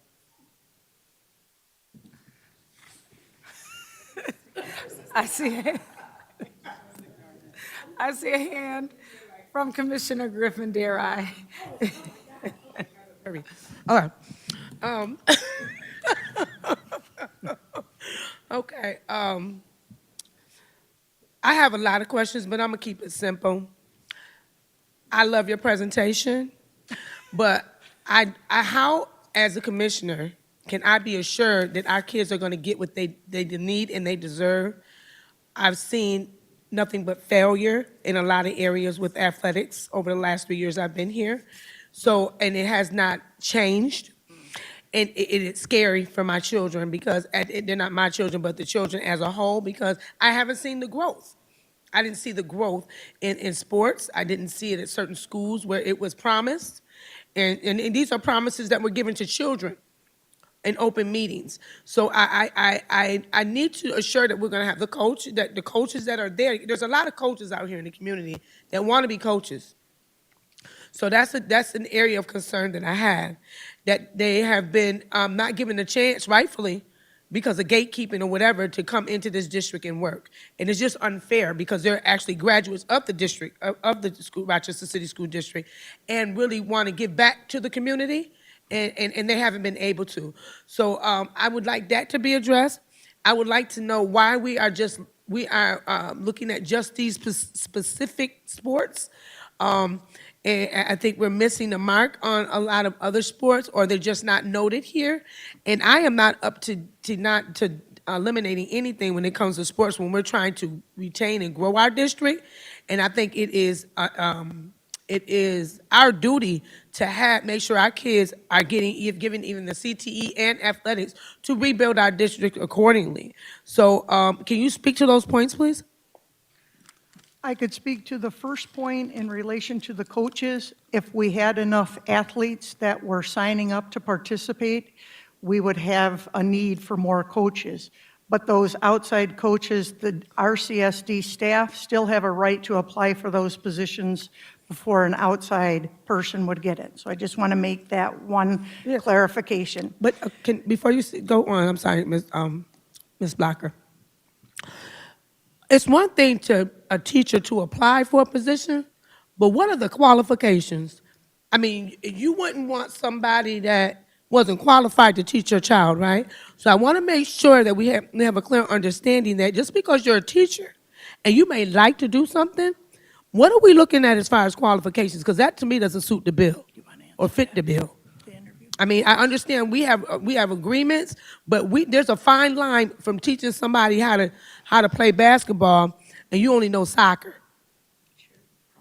You're absolutely right, and I will address it, but I do need to say something to you specifically. I'm a graduate from Rochester City School District. I want to see all things Rochester RCSD grow. So for you, when you throw these little jabs. I didn't throw a jab. I'm going by data. The data shows that over the last 3 years, that the football team at Franklin, we were told that certain things were going to be done, and it did not happen. who It's not a told you jet. that? Yeah, can I- I want to told you bring that? it to your attention. It's not a So I'm jab. gonna call them, It's I'm based gonna on the call the data meeting that to I order. I'm received. gonna call the meeting to Yeah, order. don't say a I'm gonna jab. call the It's what it meeting to is. order. I'm gonna call the meeting to order. I am going to call this meeting to order. And our purpose for this meeting this evening is to deliberate, over a budget that has a deficit, that has placed this district in a position where we have some difficult decisions that we are navigating right now. And the recipients of the decisions, the ultimate recipients, will be emphatically our children. I ask that these conversations focus on the decisions regarding this budget. Dr. Rosser, did you ask for the mic? No, I was just going to articulate the same sort of thing, that we want to make sure, because there's a lot in our school district that we can discuss, things that we know we need to improve upon. We have staff members who are here. We have community members. Everyone wants the best for our children. But I wanted to make sure, particularly at this late hour, that we are focusing the conversation around questions related to the budget. If there's a pointed question, well, the time has run out, but if there's a pointed question that we have in regard to the presentation in front of us, or how this presentation aligns with questions concerning this that's what budget, we will have that. And it is important, because we are so close in proximity to information. So when we go out and we get on social media, or we go to an event, or whatever it is, and we state our opinion based on limited or maybe even misinformation, we are causing greater confusion in our community. And so I would that, we move with caution, with great, I don't know, what do they say with Spider-Man? But it comes with great responsibility. This position comes with great responsibility. And we are not adhering to that responsibility, or protecting it, or protecting our children or our district. And I'm going to tell you all this as well. Sometimes some of the things we're saying, we talk about charters and threats, we are directly almost like countering our own district. There's a way to ask questions, there's a way to get to the bottom of things, there's a way to gain understanding. And I think we need to be responsible and aware of how we do it. But we, even as commissioners, are putting out misinformation in our own community. Right. We need to take responsibility for that and change this conversation. Let's pull it back in, y'all. So I want to I'm going to allow you reiterate. one last question focused on the budget. I'm and the focusing presentation on the at budget hand. because we gave And then- money to no, a I'm budget last year. finishing my statement. Because Commissioner you, Griffin, I I'm going wanted to allow make you, sure yeah, let me finish Oh, my okay, statement. I thought you were talking to me. Yeah, Okay, just I answering am me. speaking to you now, and I'm saying Okay. that I'm going to allow you to finish one last question focused on the budget. I am focused And on the budget. I didn't say you are. Okay. We're going to pause. I'm giving. I'm not a kid. I'm answering the question. Commissioner This is Griffin. reflected on the budget. We gave and allocated money I'm last going year to- and the year before on the budget. I'm for, going to for give money to be you allocated. Let me finish my sentence, please. I'm going to give you this last question focused on the budget, and then your last question, and then I'm going to, if I may finish my statement, move on to any commissioner. We're going to go in this direction down the line if there are any final questions on this presentation. Okay, That's I what just need have to say this. I am 56 years old, and I think we're all adults in this room. And my question was pertaining to the budget, every piece of it.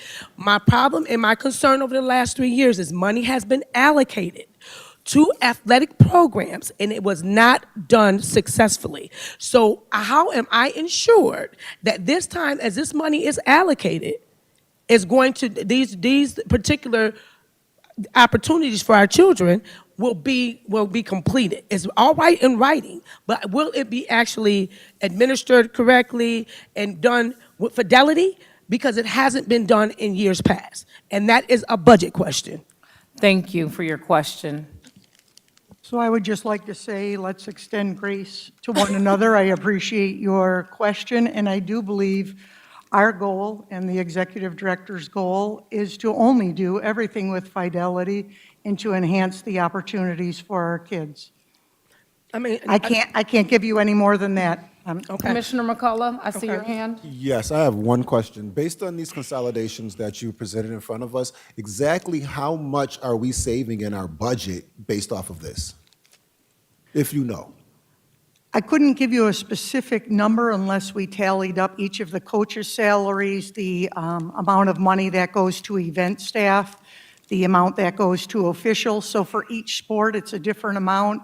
For the longevity of the coach, it's a different amount. If you want us to go back and calculate the specific ones up there, I certainly could provide that to you. No, I don't want that. I just want to basically ensure that we're doing this, but we're saving money while we're doing this, not just to do it, just to do it. Correct. We're definitely doing it by saving money, by having less coaches, but accommodating as many kids as possible. As I said, we had tennis teams with 3, 4, or 5 kids on the team.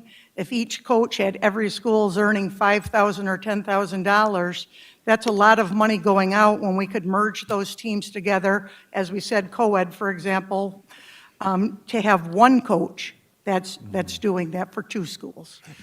Okay, and then lastly, the monies that we are saving, where do they go? Are they going back into athletics? Efficiencies. Or wherever they need to, they're being back into the pot? Okay, just, because we got money moving, so it goes back into the pot, not into athletics per se. Got it. Thank you, Commissioner McCullough. Commissioner Feynman? Thank you. I just have one statement, and I'm not a big athletics person, but I really, really appreciate that fact that, and that what you stated too is if we have kids that want it, we'll make it happen. And that's one of the things I love about our district is because if we have kids that want it, we will make it happen. And I just appreciate that. Thank you. And I ditto to that as far as recognizing that some students, at some schools, you may offer something, but if the students don't come up, that the program doesn't necessarily happen, thus the consolidation. I do have a question on if for some reasons strategically schools start to recruit students for something, you do see an influx, is there dollars available in the budget? Are there dollars available in the budget that would be able to accommodate that? So maybe you didn't plan for a certain team, but students are showing a great interest. Would we Yep. have to wait till the following year? No, or- we will find a way. We will Okay. find a way. Okay, awesome. Commissioner Malloy, any questions? Commissioner Santiago? Yeah, I just want to start off by saying thank you to all the staff for being here 9:30 at night. The fact that you guys are here right now shows that you guys care about our children, and we greatly appreciate you guys for your work and your labor. I just have one question for you guys. When it comes to our coaches, and you might have covered this a little bit, but I kind of missed the answer. We're not restricting our coaches to staff. Like community members can come in and they could be part of coaching. Because I was reading in it, I see that you guys are moving to payments as regular staff. I was just making sure that that didn't include like we're closing out the opportunity. Okay, perfect. It simply means if you're from the outside, you become a staff member to get your coaching stipend. Yeah, and that's great because we talked about this at the last few years about changing from stipends over to regular pay. So thank you guys, appreciate it. Got to do that for robotics. Thank you, and that's good. And yeah, thank you for acknowledging that, because listen, I meet with the board of directors, and I would not be okay at 9:30 at night trying to present. And I don't know, maybe we should switch sides and the board present to you all ask us a bunch of questions, see how we do. I don't know how that might go, but I do appreciate that. I'm going to give the mic back to You would have Superintendent David. Rosser at this time. No, I just want to thank, Coming from me. I just want to thank Chief Sorry, Blocker. order in the court. For her presentation along with Coach Johnson. I appreciate the team this evening. I'm going to hand it back over to you so we can hopefully adjourn Ooh, this particular Jesus, meeting. yes. We're going to adjourn this meeting, entertaining a motion to Motion. close this meeting. Santiago, Malloy, all in favor? Aye. Any opposed? Guess what? We're still here. Psych. It's 9:25, time check. Dejan, do we just move in? Can we transition or? Maintain it? Okay, so we're still here, and we're entering, again, our special meeting for consideration of resolutions. Today is, again, Tuesday, May 5th, and this is the Rochester Board of Education. So this meeting has now been called to order, and this is regarding Resolution 552. Motion? Entertaining a motion for Resolution 552. Motion. Second. By Vice President Malloy, seconded by Commissioner Griffin. Open for discussion, Resolution 552, if any? Yeah, I'm just wondering, will we get the report when it's done? Talking about the YRBS? Yes. Yes. Okay, perfect. Okay. Thank you. No other questions? Okay, all in favor of 552? Aye. Any opposed? All right, motion carries. And so at this time, we may go on to the second floor conference room, because we are going to enter into executive session. The board may recess into executive session to discuss matters related to the employment of a particular individual, matters leading to the appointment of a particular entity, and/or matters permitted by Section 105 of the Open Meetings Law, Motion. and to receive the advice of General Counsel. Motion by Commissioner Santiago, seconded by Vice President Malloy. All in favor? Aye. Any opposed? All right, we enter into executive session. Thank you.